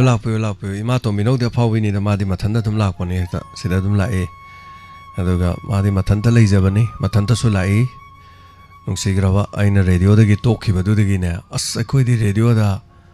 natradi kadai da ta doi no haidena ne tawre dai di ima phone da phabani haru bi khalere phone um leire madai phone dum leiraga hekta phone du kadai wai da youtube tu kamai chang monom ta ta on hai ne madai mana hairoi do mong du u dai khoina khara khoina takning da boi tawra maram di youtube tak pa du irai lai ba na tam ni na adai den khara leiraga na di o khoi lekai gi na ham na ta e haire haraga YouTube to the live ka tha bai wani tha as angak pani ko ma nung si ga jan dai din ha no ma na purte char ma jam pure yam na maman ga tang jaba na te da aina na no ma mai thanda purit asang ma lit aga isi da lepa ga to ba ma yaw do kaino ma law thok pa gi sil lit pani ni ada khoi hana dis green screen khaling e di green screen da green purit lit pe ha de ba tung the green khalaga the green do chroma to kanda aina le le ba purit do dum khal ngak khak tang pai le do ne adai da mana ne puning warol da ai gi phuri se le piro maman yam de na tawnu phuri sim tel lit pi o haire ne ma je pham le re adai mana gi phuri se de asang mane adu nang asang mu je le la di na jai ngak thingak ta pai le ta ba puning warol to da isa ji yaw da ngak khak tang pai le di bikram betal gi bhut to da maina le ta re ha ma di khang dam ni panok thano e bo ada phuri asang mu dul pe ya de ma na taw re anyway na hanai na ko le pa di manung da su thabi gram ne the mind to na hai tare the nungsi bane ki home ama ni pula kani ko da gi fat la kani tono ngau jagra ba tono nungsi jagra ba hai tare sini wakhalon mana ba mayam pun ba manabu chek sing sakta mi nei pa mi nei atia da lopham da chami nei mana da ba di singa thau ga pungum ni mana da ba di mana ya pon de sidai da ne changak tri ba yaw tri ba tawri ba negative origin je khoi wakhalon mana da ben akhoi karim da kai ba leite na khoi gi na khoi gi punche dum hingjau akhoi so khoi punche dum hing ni but ꯑꯩꯈꯣꯏꯅ ꯂꯩꯖꯔꯤꯕꯁꯦ ꯑꯩꯈꯣꯏꯅ ꯉꯝꯖꯕ ꯑꯩꯈꯣꯏ ꯁꯣꯁꯥꯏꯇꯤꯁꯤꯒꯤꯗꯃꯛ ꯍꯣꯠꯅꯒꯅꯤ ꯂꯩꯇ ꯂꯥꯏꯔꯕꯁꯤꯡꯒꯤꯗꯃꯛꯇ ꯍꯣꯠꯅꯕ ꯉꯝꯕ ꯍꯣꯠꯅꯒꯅꯤ ꯇꯧꯕ ꯌꯥꯕ ꯇꯧꯒꯅꯤ ꯍꯧꯖꯤꯛꯇꯤ ꯂꯥꯟꯁꯤꯅ ꯑꯋꯥꯕ ꯃꯌꯥꯝ ꯃꯇꯦꯡ ꯄꯥꯡꯕ ꯉꯝꯗꯦ ꯅꯥꯕ ꯌꯦꯛꯄ ꯍꯥꯏꯔꯛꯄ ꯃꯌꯥꯝ ꯈꯥ ꯆꯤꯛꯇꯅ ꯈꯥꯡꯉꯒ ꯑꯗꯨꯝ ꯂꯩ ꯈꯨꯠꯇꯗꯤ ꯄꯩꯁꯥꯗꯤ ꯄꯥꯏꯗꯕꯅꯤꯅ ꯅꯍꯥꯟ ꯑꯣꯖꯥ ꯍꯦꯃꯟꯇꯅ ꯍꯥꯏꯕꯗꯣ ꯃꯇꯦꯡꯗꯤ ꯄꯥꯡꯖꯅꯤꯡ ꯑꯩꯈꯣꯏ ꯖꯦꯝꯁꯅ ꯄꯩꯁꯥꯗꯤ ꯂꯩꯇ ꯃꯥꯒꯤ ꯐꯦꯟ ꯃꯌꯥꯝꯁꯤꯗꯒꯤ ꯄꯩꯁꯥꯗꯤ ꯈꯣꯝꯃꯒ ꯃꯥꯅ ꯇꯧꯏꯅꯦ ꯅ ꯍꯥꯏꯕꯗꯣ ꯌꯥꯝꯅ ꯐꯩ ꯃꯗꯨꯒꯤ ꯊꯕꯛꯇꯣꯅ ꯍꯥꯏꯗꯣ ꯍꯜꯂꯣ ꯁꯤ ꯗꯥꯏꯃꯟ ꯇꯤꯚꯤ ꯋꯥꯍꯣꯡ ꯔꯦꯗꯤꯑꯣ ꯑꯣꯏꯕꯤꯔꯕ ꯑꯧ ꯃꯥꯅꯤ ꯍꯥꯏꯕꯤꯌꯨ ꯄꯨꯡꯒꯤ ꯋꯥꯔꯣꯟꯗꯣ ꯋꯥ ꯑꯝꯇ ꯍꯥꯏꯖꯒꯦ ꯇꯧꯕ ꯍꯥꯏꯕꯤꯌꯨ ꯁꯥꯔꯒꯤ ꯏꯟꯁꯄꯦꯛꯇꯔ ꯇꯌꯥꯔꯒꯤ ꯑꯩꯈꯣꯏꯒꯤ ꯏꯟꯁꯄꯦꯛꯇꯔ ꯇꯌꯥꯔꯁꯤꯡ ꯌꯥꯝ ꯐꯖꯅ ꯅꯨꯡꯉꯥꯏꯅ ꯇꯥꯖꯔꯤꯕꯀꯣ ꯀꯔꯤ ꯂꯝꯗꯒꯤꯅꯣ ꯃꯤꯡ ꯑꯃꯨꯛꯇꯪꯒ ꯈꯪꯖꯒꯦ ꯑꯣ ꯑꯩ ꯂꯝꯗꯤꯡ ꯂꯥꯏꯁꯝꯗꯩꯅꯦ ꯑꯩ ꯃꯤꯡ ꯔꯥꯅꯤ ꯀꯧꯋꯦ ꯌꯥꯝ ꯅꯨꯡꯉꯥꯏꯖꯩ ꯇꯥꯛꯄꯤꯌꯨ ꯃꯈꯥ ꯍꯥꯏꯕꯤꯌꯨ ꯑꯗꯣ ꯀꯩꯅꯣ ꯔꯦꯗꯤꯑꯣꯗꯗꯤꯅꯦ ꯑꯩꯈꯣꯏꯒꯤ ꯆꯦꯅꯦꯜ ꯁꯧꯗꯕ ꯂꯩꯌꯦꯕ ꯑꯗꯣ ꯑꯩꯈꯣꯏꯒꯤ ꯀꯦꯁꯣꯗꯥ ꯐꯣꯜ ꯑꯆꯧꯕꯗꯣ ꯑꯗꯨꯗꯗꯤ ꯌꯥꯝ ꯃꯌꯦꯛ ꯁꯦꯡꯅ ꯌꯥꯝ ꯐꯖꯅ ꯇꯥꯏ ꯁꯥꯔꯒꯤ ꯄ꯭ꯔꯣꯒ꯭ꯔꯥꯝꯁꯤꯡꯁꯦ ꯑꯩ ꯌꯥꯝ ꯅꯨꯡꯉꯥꯏꯅ ꯇꯥꯖꯩ ꯍꯥꯏꯇꯥꯔꯦ ꯌꯥꯝ ꯆꯨꯝꯃꯦ ꯐꯤ ꯀꯩꯀꯥ ꯊꯥꯕꯗꯁꯨ ꯌꯥꯝ ꯄꯣꯊꯥꯕ ꯑꯗꯒꯤ ꯒ꯭ꯌꯥꯟ ꯂꯧꯁꯤꯡꯁꯦ ꯌꯥꯝ ꯂꯩꯕ ꯍꯥꯏꯇꯥꯔꯦ ꯁꯥꯔꯒꯤ ꯄ꯭ꯔꯣꯒ꯭ꯔꯥꯝꯁꯦ ꯃꯥꯅꯤ ꯊꯣꯡ ꯅꯨꯡꯉꯥꯏꯖꯈ꯭ꯔꯦ ꯌꯥꯝ ꯐꯖꯅ ꯇꯥꯛꯄꯤꯔꯛꯈ꯭ꯔꯦ ꯑꯗꯣ ꯁꯥꯔꯒꯤ ꯑꯩꯈꯣꯏꯒꯤ ꯏꯟꯁꯄꯦꯛꯇꯔ ꯇꯌꯥꯔꯁꯦ ꯑꯩꯈꯣꯏꯒꯤ ꯑꯩꯅ ꯈꯟꯕꯗ ꯑꯩꯈꯣꯏꯒꯤ ꯄ꯭ꯔꯤꯊꯤꯕꯤꯗꯀꯣ ꯈ꯭ꯋꯥꯏꯗꯒꯤ ꯃꯣꯅꯣꯗꯔꯃꯥꯗ ꯈ꯭ꯋꯥꯏꯗꯒꯤ ꯌꯥꯝ ꯊꯥꯡꯕ ꯑꯗꯒꯤ ꯏꯟꯁꯄꯦꯛꯇꯔ ꯇꯌꯥꯔ ꯂꯤꯔꯤꯉꯩꯁꯤꯗ ꯈꯣꯟꯖꯦꯜ ꯀꯩꯀꯥꯁꯦ ꯀꯩꯁꯨꯝꯇ ꯇꯧꯗꯕꯤꯗꯅꯦ ꯌꯥꯝ ꯐꯖꯅ ꯂꯤꯔꯛꯄꯁꯤꯗ ꯑꯩ ꯁꯥꯔꯁꯦ ꯌꯥꯝ ꯊꯥꯒꯠꯆꯅꯤꯡꯕ ꯍꯥꯏꯇꯥꯔꯦ ꯊꯦꯡꯛ ꯌꯨ ꯆꯠ ꯌꯥꯝ ꯅꯨꯡꯉꯥꯏꯖꯩ ꯊꯥꯒꯠꯄꯤꯕꯁꯦ ꯍꯔꯥꯎꯏꯅꯦ ꯑꯗꯨꯝ ꯑꯩꯈꯣꯏꯁꯨ ꯍꯣꯠꯅꯕꯗ ꯃꯊꯪ ꯋꯥꯔꯤꯒ ꯐꯖꯕ ꯌꯥꯝ ꯂꯤꯅꯤꯡꯕ ꯑꯃ ꯌꯥꯎꯋꯦꯕ ꯑꯗꯣ ꯑꯩꯁꯦ ꯁꯨꯃꯥꯏꯅ ꯋꯥꯍꯣꯡ ꯔꯦꯗꯤꯑꯣꯗ ꯁꯟꯗꯣꯛꯏ ꯀꯩꯀꯥꯁꯦ ꯑꯩꯈꯣꯏꯁꯦ ꯑꯃꯠꯇ ꯈꯪꯈꯤꯗ꯭ꯔꯦꯕ ꯑꯗ ꯑꯩꯈꯣꯏꯒꯤ ꯁꯥꯔ ꯑꯣꯂꯦꯟꯗꯣ ꯑꯗꯨꯗꯒꯤ ꯑꯣꯂꯦꯟ ꯗꯥꯏꯃꯟ ꯀꯩꯅꯣ ꯇꯤꯚꯤꯗꯨꯗꯤ ꯑꯩꯈꯣই ꯁꯨꯃꯥꯏꯅ ꯌꯦꯡꯕ ꯅꯨꯡꯉꯥꯏꯇꯦ ꯀꯔꯝꯍꯥꯏꯅ ꯇꯧꯈ꯭ꯔꯒꯦ ꯈꯣꯠꯂꯒꯦꯅ ꯍꯪꯕꯗ ꯋꯥꯍꯣꯡ ꯔꯦꯗꯤꯑꯣꯅ ꯁꯨꯃꯥꯏꯅ ꯁꯟꯇꯣꯛꯑꯕꯅꯤ ꯆꯦꯅꯦꯜ ꯑꯗꯨꯗ ꯐꯥꯎꯑꯣꯅ ꯃꯥꯅ ꯍꯥꯏꯔꯝꯕ ꯑꯗꯨꯗꯒꯤ ꯑꯩ ꯄ꯭ꯔꯣꯒ꯭ꯔꯥꯝꯁꯦ ꯌꯥꯝ ꯅꯨꯡꯉꯥꯏꯅ ꯇꯥꯖꯕꯅꯦꯅ ꯑꯩꯈꯣꯏ ꯁꯥꯔ ꯑꯣꯂꯦꯟꯕꯨꯗ ꯑꯩ ꯊꯥꯒꯠꯆꯕ ꯍꯥꯏꯇꯥꯔꯦ ꯑꯣꯂꯦꯟꯅ ꯅꯣꯡꯃ ꯇꯝꯃꯤꯅꯦ ꯑꯩ ꯋꯥꯡꯖꯤꯡ ꯂꯝꯗꯤꯡꯗ ꯆꯠꯂ ꯃꯔꯣꯜ ꯑꯃ ꯂꯣꯏ ꯐꯥꯔ ꯊꯝꯃꯝꯅꯦ ꯑꯗꯨ ꯑꯣꯏꯔꯝ ꯇꯥꯔꯦ ꯃꯥ ꯍꯥꯏꯁꯦ ꯃꯥꯅꯦ ꯑꯩꯈꯣই ꯁ꯭ꯋꯥꯏ ꯂꯩꯀꯥꯏꯁꯦ ꯃꯥꯅ ꯂꯣꯏ ꯍꯥꯏꯕꯗꯒꯤ ꯑꯩꯈꯣꯏꯁꯦ ꯂꯣꯏꯅ ꯈꯪꯗꯅ ꯑꯩꯈꯣꯏ ꯁꯥꯔꯒꯤ ꯄ꯭ꯔꯣꯒ꯭ꯔꯥꯝꯁꯦ ꯃꯌꯦꯛ ꯁꯦꯡꯅ ꯌꯥꯝ ꯅꯨꯡꯉꯥꯏꯅ ꯇꯥꯕ ꯐꯪꯖꯔꯦ ꯌꯥꯝ ꯅꯨꯡꯉꯥꯏꯖꯔꯦ ꯑꯗꯣ ꯍꯥꯏꯕꯤꯔꯛꯄꯒꯤꯁꯨ ꯑꯗꯨꯒ ꯉꯁꯥꯏꯒꯤ ꯀꯆꯧꯗꯥ ꯍꯥꯏꯕ ꯔꯦꯗꯤꯑꯣ ꯐꯥꯕ ꯃꯌꯦꯛ ꯁꯦꯡꯕ ꯐꯣꯟ ꯍꯥꯏꯇꯥꯔꯦ ꯀꯆꯧꯗꯥꯁꯤ ꯌꯥꯝ ꯐꯥꯕꯅꯤ ꯍꯥꯏꯕ ꯇꯥꯏ ꯌꯥꯝ ꯅꯨꯡꯉꯥꯏꯖꯩ ꯀꯅꯥꯝꯇꯅ ꯌꯦꯠꯄ ꯉꯝꯗꯔꯦ ꯀꯦꯆꯧꯗꯥ ꯐꯣꯟꯗꯗꯤ ꯉꯝꯃꯤ ꯍꯥꯏꯗꯅ ꯑꯇꯣꯞꯄ ꯆꯦꯅꯦꯜꯅꯒ ꯌꯦꯠꯁꯟꯕ ꯉꯝꯄꯣꯟꯇꯦꯕ ꯌꯥꯝ ꯅꯨꯡꯉꯥꯏꯖꯩ ꯊꯥꯒꯠꯆꯔꯤ ꯊꯦꯡꯛ ꯌꯨ ꯌꯥꯝ ꯅꯨꯡꯉꯥꯏꯖꯩ ꯑꯉꯥꯡ ꯑꯣꯏꯔꯤꯉꯩꯗ ꯂꯝꯖꯦꯟ ꯆꯦꯜꯂꯣꯅ ꯀꯕꯛ ꯈꯣꯡ ꯊꯥꯡꯕ ꯉꯝꯕꯣꯏ ꯉꯝꯗꯕꯣꯏ ꯅꯠꯇ꯭ꯔ ꯆꯦꯟꯕꯗ ꯗꯣꯛꯃꯅ ꯇꯨꯕ ꯀꯥꯟꯗ ꯈꯨꯔꯥꯏꯒ ꯍꯨꯕꯥꯜꯂꯀꯥꯟꯗ ꯅꯥꯕꯗꯣ ꯊꯨꯞꯄꯗ ꯇꯧꯕꯗ ꯌꯥꯝ ꯅꯥꯕꯅꯦꯕ ꯑꯗꯩꯗ ꯂꯩꯀꯥꯏꯒꯤ ꯃꯤ ꯏꯈꯨꯔꯥ ꯏꯇꯣꯟ ꯃꯌꯥꯝ ꯍꯧꯒꯠꯂꯣ ꯃꯥꯗꯤ ꯌꯥꯝ ꯀꯟꯕꯅꯤ ꯌꯦꯡꯉꯨꯀꯣ ꯃꯥꯗꯤ ꯌꯦꯡꯉꯨꯀꯣ ꯁꯨꯃꯥꯏꯅ ꯇꯧꯔꯒꯅꯦ ꯃꯁꯥꯁꯦ ꯅꯥꯏꯅ ꯍꯥꯏꯔ ꯃꯈꯨꯠꯀꯥꯁꯦ ꯀꯟꯊꯣꯛꯑꯒꯅꯦ ꯃꯥꯗꯤ ꯑꯃꯨꯛ ꯆꯦꯟꯒ꯭ꯔꯗꯧꯅꯤ ꯌꯦꯡꯉꯨ ꯑꯃꯅ ꯆꯦꯟꯒ꯭ꯔꯗꯧꯅꯤ ꯅꯥꯗꯤ ꯅꯥꯔꯕꯀꯣ ꯉꯁꯥꯏ ꯈꯨꯍꯥꯏꯗꯨꯅ ꯄꯨꯛꯅꯤꯡ ꯊꯧꯒꯠꯄꯤꯔꯛꯄꯅꯤꯅꯀꯣ ꯀꯔꯤ ꯍꯥꯏꯇꯥꯔꯦ ꯗꯣꯝꯅ ꯇꯨꯔꯁꯨ ꯄꯣꯛ ꯍꯧꯒꯠꯂꯒ ꯅꯥꯗꯤ ꯅꯥꯔ ꯍꯧꯒꯠꯂ ꯆꯦꯟꯈꯤꯕ ꯑꯃ ꯂꯩꯗꯥꯏꯅꯦ ꯃꯁꯤ ꯂꯣꯏ ꯊꯣꯛꯄꯅꯤ ꯃꯁꯤ ꯇꯥꯏꯕꯪ ꯃꯤꯑꯣꯏꯕꯗ ꯑꯁꯦꯡꯕ ꯊꯣꯛꯄꯅꯤ ꯑꯁꯦꯡꯕ ꯊꯧꯗꯣꯛꯅꯤ ꯑꯉꯥꯡ ꯈꯛꯇꯗ ꯅꯠꯇꯦ ꯑꯩꯈꯣꯏꯅ ꯇꯧꯖꯔꯤꯕ ꯊꯕꯛꯁꯤꯗ ꯑꯦꯄ꯭ꯔꯤꯁꯤꯌꯦꯠ ꯇꯧꯔꯗꯤ ꯊꯥꯒꯠꯄꯤꯔꯗꯤ ꯑꯩꯈꯣꯏꯁꯨ ꯏꯇꯨ ꯏꯁꯥꯕꯁꯤ ꯐꯜꯂꯀꯥꯟꯗ ꯑꯩꯈꯣꯏꯁꯨ ꯏꯁꯥꯅ ꯍꯦꯟꯅ ꯊꯕꯛ ꯑꯗꯨꯝ ꯇꯧꯕꯁꯤ ꯀꯔꯤ ꯍꯥꯏꯅꯤ ꯄꯥꯡꯒꯟ ꯑꯣꯏꯕ ꯇꯥꯕꯅꯤ ꯐꯅ ꯌꯥꯝꯅ ꯋꯥꯅ ꯍꯣꯠꯅꯖꯔꯤꯕ ꯃꯤꯗꯨꯅ ꯃꯇꯨꯟꯗꯣ ꯀꯩ ꯍꯣꯠꯅꯗꯅ ꯍꯦꯛꯇ ꯃꯇꯤꯗꯣ ꯀꯩ ꯍꯣꯠꯅꯖꯕ ꯄꯣꯠꯇꯨꯗ ꯑꯣꯟꯁꯤꯜꯂꯒ ꯆꯥꯛ ꯊꯣꯡꯕꯗꯁꯨ ꯉꯥꯏꯔꯦ ꯅꯝꯕꯗꯁꯨ ꯉꯥꯏꯔꯦ ꯆꯥꯕ ꯌꯥꯗꯦ ꯉꯁꯤꯒꯤ ꯆꯥꯛ ꯌꯦꯟꯁꯥꯡꯁꯤ ꯁꯤꯕꯨ ꯀꯅꯥ ꯅꯣꯏ ꯅꯃꯥ ꯅꯄꯥ ꯄꯤꯖꯧꯁꯤꯗꯤ ꯀꯥꯏꯅ ꯍꯥꯏꯔꯝꯃꯗꯤ ꯊꯣꯡꯉꯤ ꯃꯤꯗꯨꯅ ꯀꯃꯥꯏꯅ ꯅꯨꯡꯉꯥꯏꯗꯣꯏꯅꯣ ꯃꯃꯤꯠꯇꯩ ꯃꯄꯤ ꯆꯗꯨꯝ ꯇꯥꯕꯅꯦ ꯇꯥꯏꯕꯪ ꯃꯤꯑꯣꯏꯕꯒꯤ ꯃꯆꯠꯅꯦꯕꯁꯦ ꯑꯗꯨ ꯑꯩꯅ ꯃꯤꯉꯣꯟꯗ ꯀꯩꯗꯧꯕꯩ ꯉꯥꯡꯗꯣꯏꯅꯣ ꯃꯤꯅ ꯐꯖꯕ ꯁꯦꯠꯇꯦꯅ ꯑꯩꯅ ꯀꯩꯗꯧꯕꯩ ꯉꯥꯡꯗꯣꯏꯅꯣ ꯃꯤ ꯃꯁꯛ ꯊꯤꯅ ꯑꯩꯅ ꯀꯩꯗꯧꯕꯩ ꯉꯥꯡꯗꯣꯏꯅꯣ ꯃꯤ ꯃꯨꯏꯅ ꯑꯩꯅ ꯀꯩꯗꯧꯕꯩ ꯉꯥꯡꯗꯣꯏꯅꯣ ꯃꯤ ꯂꯥꯏꯔꯩꯅ ꯑꯩ ꯀꯩꯗꯧꯕꯩ ꯉꯥꯡꯗꯣꯏꯅꯣ ꯂꯥꯏꯔꯕꯗꯨ ꯁꯖꯦꯁꯟ ꯇꯧꯕ ꯌꯥꯏ ꯅꯣꯏꯒꯤꯁꯤ ꯂꯥꯏꯔꯃꯟꯈ꯭ꯔꯦ ꯅꯈꯣꯏꯗ ꯐꯥꯏꯒꯟ ꯆꯥꯎꯕ 3-4 ꯂꯩꯔꯒ ꯅꯣꯏ ꯀꯩꯅꯣ ꯅꯣꯏ ꯅꯈꯨꯠꯇꯨ ꯂꯣꯏꯅ ꯄꯨꯟꯁꯟ ꯂꯩꯔꯤꯗꯨꯕꯣ ꯍꯧꯖꯤꯛꯁꯨ ꯉꯥꯏꯔꯦ ꯂꯣꯏ ꯍꯥꯏꯅꯤ ꯂꯥꯏꯔꯕꯁꯤ ꯊꯋꯥ ꯁꯥꯗꯕꯗꯒꯤ ꯂꯥꯏꯔꯕꯅꯦ ꯃꯤꯅ ꯍꯥꯏꯅꯩꯁꯦ ꯍꯥꯏꯍꯟꯒꯅꯨ ꯏꯃꯨꯡꯗ ꯂꯩꯇꯥꯔꯗꯤ ꯅꯈꯣꯏ 3-4 ꯂꯩꯗꯣ ꯅꯪꯅ ꯗꯨ ꯁꯝꯊꯤꯡ ꯅꯪ ꯀꯩꯅꯣꯝ ꯇꯧꯗ ꯅꯪ ꯀꯩꯗꯧꯔꯒꯦ ꯅꯪ ꯍꯧꯖꯤꯛ ꯏꯃꯨꯡꯁꯤꯗ ꯅꯣꯏ ꯏꯃꯨꯡ ꯆꯔꯥ ꯍꯦꯜ ꯂꯩꯔꯦ ꯅꯪ ꯐꯝ ꯂꯩꯁꯤ ꯀꯩꯗꯧꯅꯣ ꯆꯠꯂꯣ ꯆꯦꯛꯀꯣꯟ ꯆꯠꯂꯁꯨ ꯆꯠꯂꯣ ꯅꯨꯡ ꯊꯨꯒꯥꯏꯕ ꯆꯠꯀꯦ ꯆꯠꯂꯣ ꯑꯁꯤꯗꯩꯗ ꯄ꯭ꯂꯥꯏꯋꯨꯗꯀꯤ ꯃꯌꯥꯝ ꯇꯧꯔꯤꯁꯤꯡꯁꯦ ꯆꯠꯀꯦ ꯆꯠꯂꯣ ꯑꯗꯒꯤꯗꯤ ꯃꯤꯒꯤ ꯌꯨꯝ ꯁꯥꯕ ꯆꯠꯀꯦꯁꯨ ꯆꯠꯂꯣ ꯑꯩꯗꯤ ꯅꯍꯥꯟ ꯅꯣꯡꯃ ꯅꯨꯡꯕꯨ ꯅꯨꯡꯁꯤꯕ ꯑꯩꯈꯣꯏ ꯁꯤꯗꯩꯗ ꯑꯩ ꯃꯅꯤꯡꯗ ꯑꯩꯈꯣꯏꯒꯤ ꯑꯩꯅ ꯂꯩꯔꯤꯕ ꯌꯨꯝꯁꯤꯒꯤ ꯍꯥꯏꯇꯥꯔꯦ ꯁꯤꯗ ꯌꯨꯝ ꯑꯃ ꯁꯥꯔꯤꯕ ꯑꯗꯩꯗ ꯁꯤꯒꯤ ꯀꯥ ꯑꯃ ꯁꯥꯕ ꯏꯆꯦꯅꯨꯄꯥꯒꯤ ꯑꯗꯨ ꯏꯆꯦꯅꯨꯄꯥꯒꯤ ꯁꯥꯕꯗꯨꯗ ꯑꯩꯒꯤ ꯏꯈꯨꯔꯥ ꯍꯥꯏꯇꯥꯔꯦ ꯑꯩꯒꯤ ꯄꯥꯕꯨꯡꯒ ꯄꯣꯛꯃꯤꯟꯅꯕ ꯃꯅꯥꯎꯅꯨꯄꯥ ꯃꯣꯏꯅ ꯁꯥꯏꯌꯦꯕ ꯃꯅꯥꯎꯅꯨꯄꯥ ꯑꯅꯤ ꯌꯥꯎꯋꯦꯕ ꯁꯥꯕꯗꯣ ꯉꯁꯥꯏꯒꯤ ꯑꯩꯈꯣꯏꯒꯤ ꯁꯤꯃꯦꯟ ꯋꯥꯛ ꯍꯥꯏꯇꯥꯔꯦꯅꯦ ꯃꯣꯏ ꯇꯧꯋꯦꯕ ꯑꯗꯩꯗ ꯁꯤꯃꯦꯟ ꯋꯥꯛꯇꯨꯗ ꯑꯩꯈꯣꯏ ꯖꯨꯒꯥꯂꯤ ꯍꯥꯏꯇꯥꯔꯦ ꯃꯣꯏ ꯃꯤ ꯃꯔꯣꯟꯗ ꯍꯥꯏꯔꯦ ꯖꯨꯒꯥꯂꯤꯒ ꯍꯥꯏꯕꯗꯣ ꯅꯨꯡ ꯂꯩꯉꯣꯏ ꯇꯣꯠꯄ ꯊꯤꯠꯄ ꯇꯧꯕꯗꯣ ꯑꯗꯩꯗ ꯑꯩꯈꯣꯏ ꯀꯀꯥꯏ ꯃꯆꯥꯗꯨ ꯌꯥꯎ ꯂꯩꯔꯝꯃꯦꯕ ꯃꯆꯥ ꯍꯥꯏꯕ ꯋꯥꯅꯤ ꯅꯨꯄꯤꯒ ꯊꯤꯔꯛꯄꯣꯠꯅꯤꯗ ꯑꯗ ꯅꯨꯄꯤ ꯊꯤꯔꯦ ꯃꯆꯥ ꯑꯃꯁꯨ ꯌꯥꯎꯔꯦꯕ ꯑꯗ ꯑꯩꯒꯤ ꯃꯤꯠꯇꯗꯤ ꯀꯀꯥꯏ ꯃꯆꯥꯗꯣ ꯑꯩꯒꯤꯗꯤ ꯏꯅꯥꯎ ꯅꯨꯄꯥꯅꯤꯗꯅ ꯑꯗꯣ ꯑꯩꯅ ꯅꯍꯥꯟꯋꯥꯏ ꯄꯥꯝꯖꯔꯛꯄ ꯑꯩꯅ ꯁꯨꯃꯥꯏꯅ ꯁꯥꯟꯅꯕ ꯄꯥꯝꯖꯔꯛꯄ ꯑꯉꯥꯡꯗꯣ ꯑꯣꯏꯅ ꯎꯏꯌꯦꯕ ꯑꯩ ꯃꯤꯠꯁꯤꯗ ꯌꯨꯝꯀꯣ ꯑꯩꯒꯤ ꯀꯩꯅꯣꯁꯦ ꯑꯗꯩꯗ ꯍꯤꯡꯗ ꯌꯥꯗꯕꯅꯤ ꯅꯨꯄꯤ ꯊꯤꯔꯕꯅꯤꯅ ꯃꯄꯥꯅ ꯆꯦꯛꯇꯣ ꯊꯥꯡꯀꯠꯂ ꯇꯧꯕꯗ ꯃꯥꯅ ꯅꯨꯡ ꯂꯩꯉꯣꯏꯗꯣ ꯇꯣꯛꯑꯒ ꯍꯣꯜꯂꯦꯕ ꯑꯗꯣ ꯃꯥꯅ ꯍꯣꯜꯂꯤꯗꯨꯁꯨ ꯑꯩꯅ ꯁꯤꯗ ꯑꯩꯅ ꯁꯥꯔꯤꯕ ꯀꯥꯁꯤꯒꯤꯅꯦꯕ ꯑꯗ ꯑꯩ ꯋꯥꯈꯜꯗ ꯑꯩ ꯐꯥꯎꯔꯤꯅꯤꯀꯣ ꯑꯣ ꯍꯤꯡꯅꯕ ꯍꯣꯠꯅꯕꯗ ꯅꯨꯡ ꯂꯩꯉꯣꯏ ꯆꯥꯝꯃꯦꯀꯣ ꯇꯣꯠꯂꯦꯀꯣꯅ ꯑꯩꯅ ꯈꯟ ꯀꯥꯟꯗ ꯉꯁꯥꯏ ꯑꯩꯅ ꯁꯨꯃꯥꯏꯅ ꯄꯥꯝꯖꯔꯝꯕ ꯑꯉꯥꯡꯗꯣ ꯑꯣꯏꯅ ꯎꯕꯩ ꯋꯥꯅꯤ ꯅꯨꯡꯁꯤꯗ꯭ꯔꯅꯦꯁꯦ ꯑꯗꯨ ꯇꯧꯗ ꯌꯥꯗꯦꯕ ꯑꯩꯈꯣꯏꯅ ꯑꯗꯨꯃꯥꯏꯅ ꯎꯔꯨꯁꯨ ꯌꯥꯗꯦ ꯄꯨꯟꯁꯤꯒꯤ ꯍꯤꯡꯅꯕꯅꯦ ꯃꯥꯅ ꯇꯧꯔꯤꯗꯣ ꯁ꯭ꯇ꯭ꯔꯒꯜꯅꯦꯕ ꯄꯨꯟꯁꯤꯒꯤ ꯑꯗꯨ ꯌꯨꯝꯗꯨꯝ ꯁꯥꯕꯗ ꯃꯥ ꯐꯪꯒꯦ ꯐꯪꯉꯕꯗ ꯂꯨꯄꯥ ꯂꯤꯁꯤꯡ 19 30 ꯑꯗꯨꯕꯨ 19 30 ꯍꯥꯏꯁꯤ ꯌꯥꯝꯒꯦꯔꯥ ꯌꯥꯝꯃꯣꯏꯔꯥ ꯊꯥ 2 3 4ꯗꯨꯗ ꯐꯪꯗꯣꯏꯅꯦꯕ ꯑꯗꯨꯒ ꯑꯇꯩ ꯃꯇꯝꯗꯁꯨ ꯍꯣꯠꯅꯗꯣꯏꯅꯤ ꯁ꯭ꯀꯨꯜꯒꯤ ꯑꯉꯥꯡ ꯍꯣꯟꯗꯣꯛ ꯍꯣꯟꯖꯤꯟꯁꯨ ꯇꯧꯏ ꯒꯥꯔꯤꯁꯨ ꯊꯧꯏ ꯁꯨꯃꯥꯏꯅ ꯇꯧꯗꯅ ꯉꯝꯅꯕ ꯍꯣꯠꯅꯩꯑꯕ ꯑꯗꯣ ꯁ꯭ꯇ꯭ꯔꯒꯜ ꯍꯥꯏꯁꯦ ꯄꯨꯟꯁꯤꯁꯦ ꯇꯧ ꯇꯥꯕꯅꯤ ꯌꯥꯎ ꯇꯥꯕꯅꯤ ꯑꯁ ꯀꯗꯥꯏꯗꯩꯅꯣ ꯈꯪꯗꯦ ꯃꯌꯥꯝ ꯀꯣꯏꯅ ꯉꯥꯡꯈ꯭ꯔꯦ ꯍꯜꯂꯣ ꯃꯤꯡ ꯑꯃꯗꯤ ꯂꯩꯐꯝ ꯍꯥꯏꯕꯤꯁꯤ ꯉꯁꯤꯒꯤ ꯑꯔꯣꯏꯕ ꯀꯣꯂꯔ ꯂꯧꯈꯠꯆꯒꯦ Good evening, sir. ꯇꯔꯥꯝ ꯅꯣꯛꯆꯔꯤ Sir, I call to the East Around no relief can be gauge along the Sarah from Matang some congening white are hard again. Tapio, Chila. Sir, play Diamond TV, Cosa. Diamond TV, home Yogi Pressman, I tell you. Yogi Catare Pau, Pau, Tom TV, Betty Victor. But they did it all, yes, sir. Minus quite Diamond TV.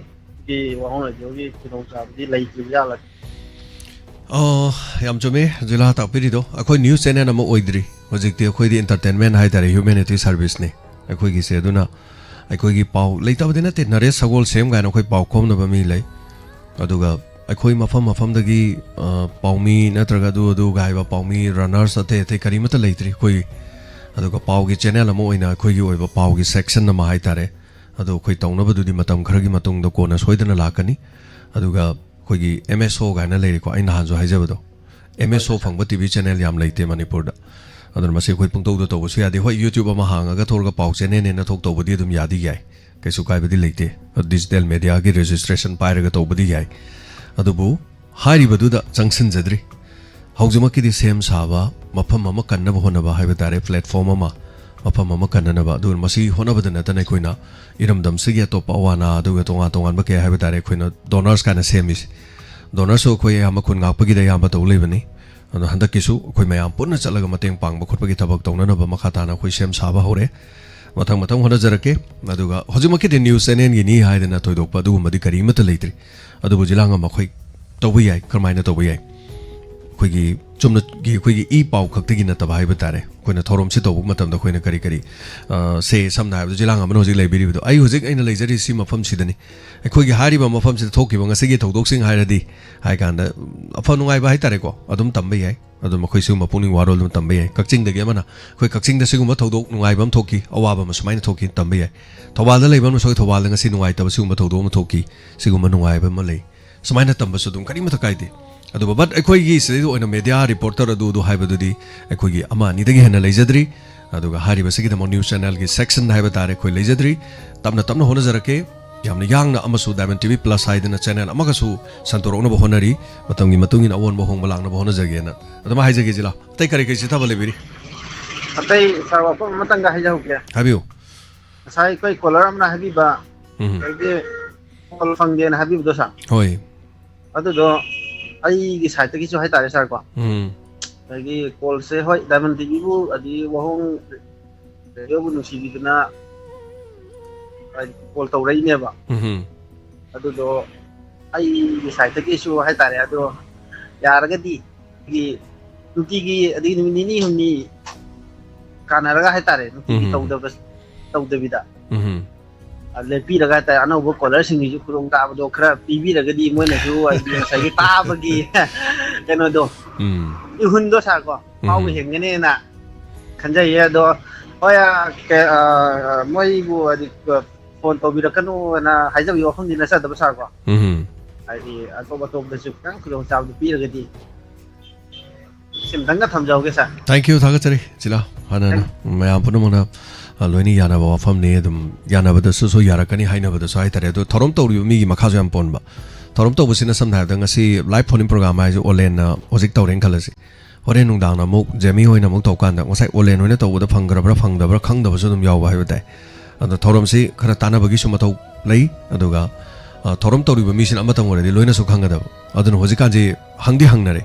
ngasai nung din gi phone tawda phangbi ki bro na hange phangagadi kitang thadopio haibasu yawraban anyway thank you so much sagachari hana na punuma pung asigi watang asida puning gi warol thorom no sinjabage yabadu logjage hana na thagachari ngasigi puning gi warol thorom da international youth day ga mari leina na pangthok chakiba sigumba thorom sida sumayam punuma hena mapung phan bikiba sigi damak ngahak ki matung na thorom saruga biduna mayano mapung phan biu haujiki damak tadi tabiriba singwa hong radio 90.0 लोइना ताबिरिबा तोंगा तोंगा platform संदुक सरिबा थोरम सिंग मिजेंग ताबिरिबा सिंग हना ना थागा चरे लुसिन जबे आबा लोगजरी पुनमा पुखुरम जरी take care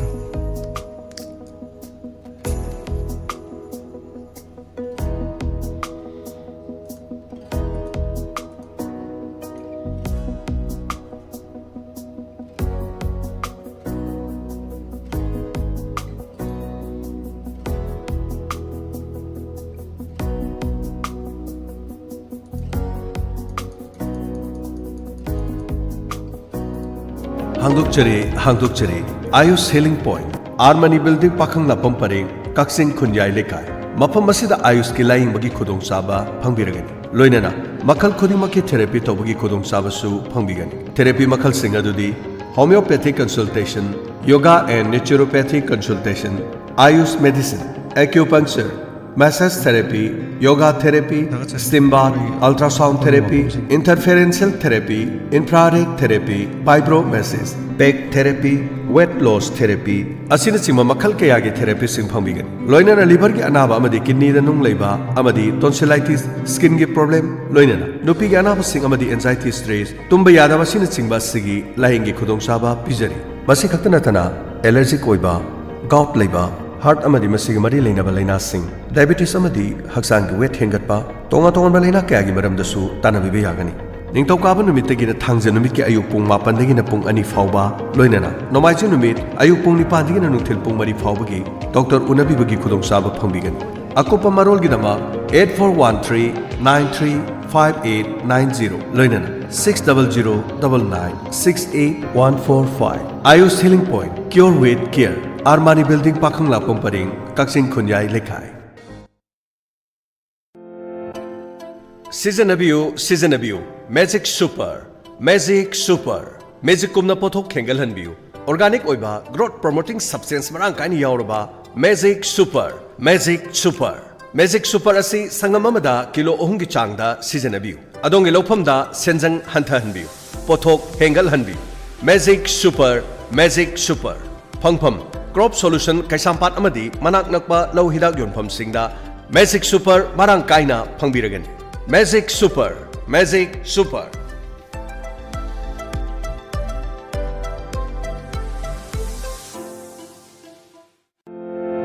Lomi Singi Damak Nungairaba Paujin Adongi Lofamda Toina Tagan Batil Mayol Chikpi Amadi Manakon Sinbi Hauzik Lakle Til Asidagi Irai Lining Ak Topangam Laba Til Hidak Fartera FMC gi Fartera Aring Balofamda Linkraba Matung Numit Tara Mangani Degina Numit Kuntrani Ahun Balofamdana Numit Kuntrani Dagi Numit Nifu Mangani Fawada Sangam Amada Fartera KG Anigi Changda Chaitok Piu Mayol Chikpi Amadi Manakon Sinbi Til Degi Mapung Phana Ngaktokduna Phok Marang Kaina Lokpiu Fartera Tilaridak Yonba Dukan Singda Phangbiragani Akupa Marul gi Damak Tanabiu Panthoibi Sits House Khoyathong Imphal Fartera FMC gi Fartera National Amadi State Awardee MD Zia Ulak Pusamna Makhada Pijariba Layong Sing Asi Layangjari Manung Changba Yadaba Manung Changbada Chang Naidaba Manung Changbada Matam Kuina Changba सौजनान्थबा अमांगथोंग मयादा पोंबा अमांगथोंग मनुंगदा पोंबा अमांगथोंगदा मखुन हुल्लगा नाइचाबा पिस्टुला अमांगथोंगी अकोइबदा मरिंग मरिंग चटलगा हागजबा पुक नुंशित काबा गैस्ट्रिक प्रॉब्लम लेबा ई ताबा चिकपा नाबा tonsil sinus asma khwang naba thagi khongkap chang naidaba fingau chatpa singli nauri sontaba asina singbasing layang jari ba mafam singdi Kekru Bila North AOC opposite Kekru Part Imphal ayuki pung 10 dagina nungthil gi pung 9 fauba mayang Imphal Kochak Bazar da ayuki pung 6 dagi ayuki pung 9 fauba Yaripok Bamo Laikai Kabarstan Road Thangja numit amasung yumsakaisa khudingi ayuki pung 10 dagi nungthil gi pung 3 fauba Jumi Colony Old Bazar near Muslim Masjid Sisipur akupa marol gi damak contact tawbiu MD Zia Ulak Pusham 8414825323 amuktang hanna 8414825323 Eastern Lily Packaged Drinking Water gi agent amadi dealer pamjai area singdi Imphal East West Nambol Thobal Lelong Samro Mayang Imphal amadi Uchiwa loinana khudong chaba singdi tha khudingi amadi chahi khudingi target toba singda akhanaba price thamjari Eastern Lily Packaged Drinking Water asi haksang phananaba minerals haibadi calcium magnesium amadi potassium yauraba drinking water ni ising asi lok ki ising digi shemba ising agent oibening basingna call tobiu 9863473655 loinana 9615668117 Eastern Lily Packaged Drinking Water Hokji miyamna khwaidigi pamnariba minerals hapa packaged drinking water ni Eastern Lily DIS amadi phasaine approve tawbuda natana quality maintain tawnanabagi damakta aikhoigi laboratory da nungtigi test tawraga miyamde holiday sing ni pure loki sing dagi lawraga semba thaknanaba sing ni Eastern Lily loinana bottle quality maintain tawnanabagi damakta company sana bottle su kamjaban Calcium, magnesium, potassium na singba mineral sing su na yauraba Eastern Lily gi thaknanaba ising ni haksang phana thammada aphaba ising darkar oi adomna aphaba ising sijanagi khalakpa mikupta Eastern Lily gu ningsing biro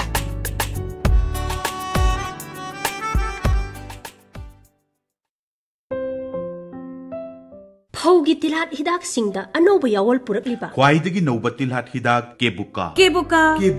Sigi haiba hidak che charu de si charu go to si karai tin jiban bamam le de ko tejibo awon le kai mai bam inao si wai nga tani si pathari je koi wai de tara dum patha dong ne ai tari lakon ji loi tai ai tani ta da sigi hidak sigi maming je kebuka go oi tawi ba koi kaching koi gi ha jo ma kaga inao ja de lo ye ha cha da to kha ya dana adon chai gim ne ha da hap dong ne mo masang yoi din asi dum chai ni amda ta de koi gi kura ka do adu di chai ba dum chi ye wa hik do mana puk to ne ba adu manam ha to ba da ga we sigi hai ba hi ya che charu je si charu go to si karai tin jiban bamam le de pung cheng cheng na chi di ai charu ji bu pa mu ye ba di jam pha ba hidak ni da hadak hidak ji di Hangpham Oyan Bros Thangal Bazar amadi manak nakpatil haridag yon pham sing August ki tang mga English ani kun gamari ningthauka ba numit asigi numidang wairam kairak na kaksing lamkai fawbagi manungda money bag amata haure money bag aduda yaukiba che sang singdi gari ki smart card Aadhaar card asina chingba yaukure kanagumana khunbi bethoklabadi Adom karigumada kidney da nung leraba natraga ising mari amadi bladder da nung leraba masi kaktanatana urinary tract infection prostate gland chawthoklaba nupa gi oiba sexual disease da problem leraba amadi urinary ki problem leiba tharagadi adom wabiragan adom gi khudong sana namagi damakta ngasi makleng sinbiro pisum thong singa makha nambul mapan irom lerekta leizeri Dr. N. Santaji consultant urologist nam consultant urology OPD Anobo OPD ki timing ayuki pung taruk tagina ayuki pung mapan makhai pawbada khudong chaba se pijeri mafam asina ultrasound gi KOB screening tawbagi dama khudong chaba leizeri Euroflowmetry digital prescription flexible cytoscopy loinana lab collection center su leizeri masi gakta natana online consultation gi khudong chaba treatment in homely environment loinana urine collection tawbagi khudong chaba su leizeri evening da OPD gi khudong chaba su leizeri loinana clinic ki WhatsApp number 940-389-1812 loinana 7799-091281 हारिबा नंबरसिंग असिदा WhatsApp to contact tobiyu काउबिरगनु नाम consultant urology OPD पिसुमथोंग चिंगामखा नंबुल मापान Irom लेरा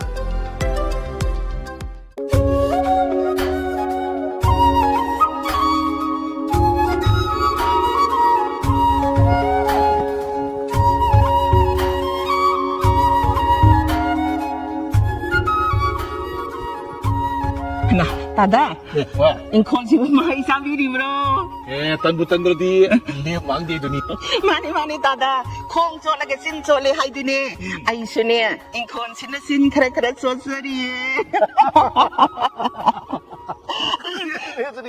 Jadi aku kamai tu hindu ye. Ha, hai tuai, mai kun hei. Hai tahu lagi. Kum si di, isin di awal si kaya le du man di. Lau singan nampan ni ya du man ko.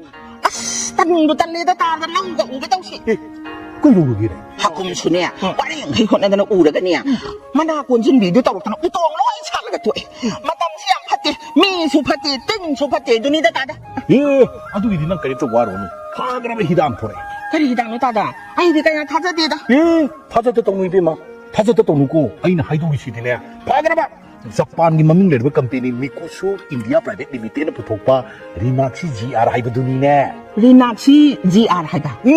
Rinaxi GR. Is toy masih di match company hai.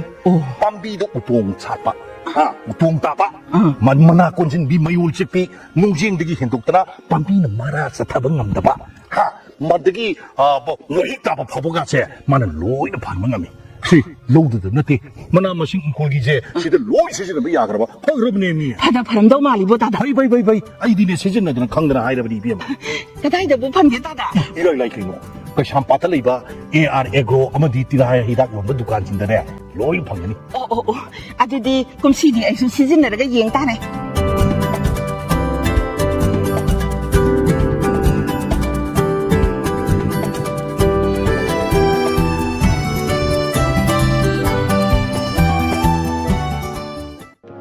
हांगदुकचरी Ayush healing point आर्मनी building पाखंग लापम परेंग कक्सिंग खुन्याय लेकाय मफम असिदा आयुष की लाइंग बगी खुदोंग साबा फंगबिरगनी लोइनना मखल खुदिमकी थेरेपी तोबगी खुदोंग साबसु फंगबिगनी थेरेपी मखल सिंग अदुदी homeopathic consultation yoga and naturopathic consultation Ayush medicine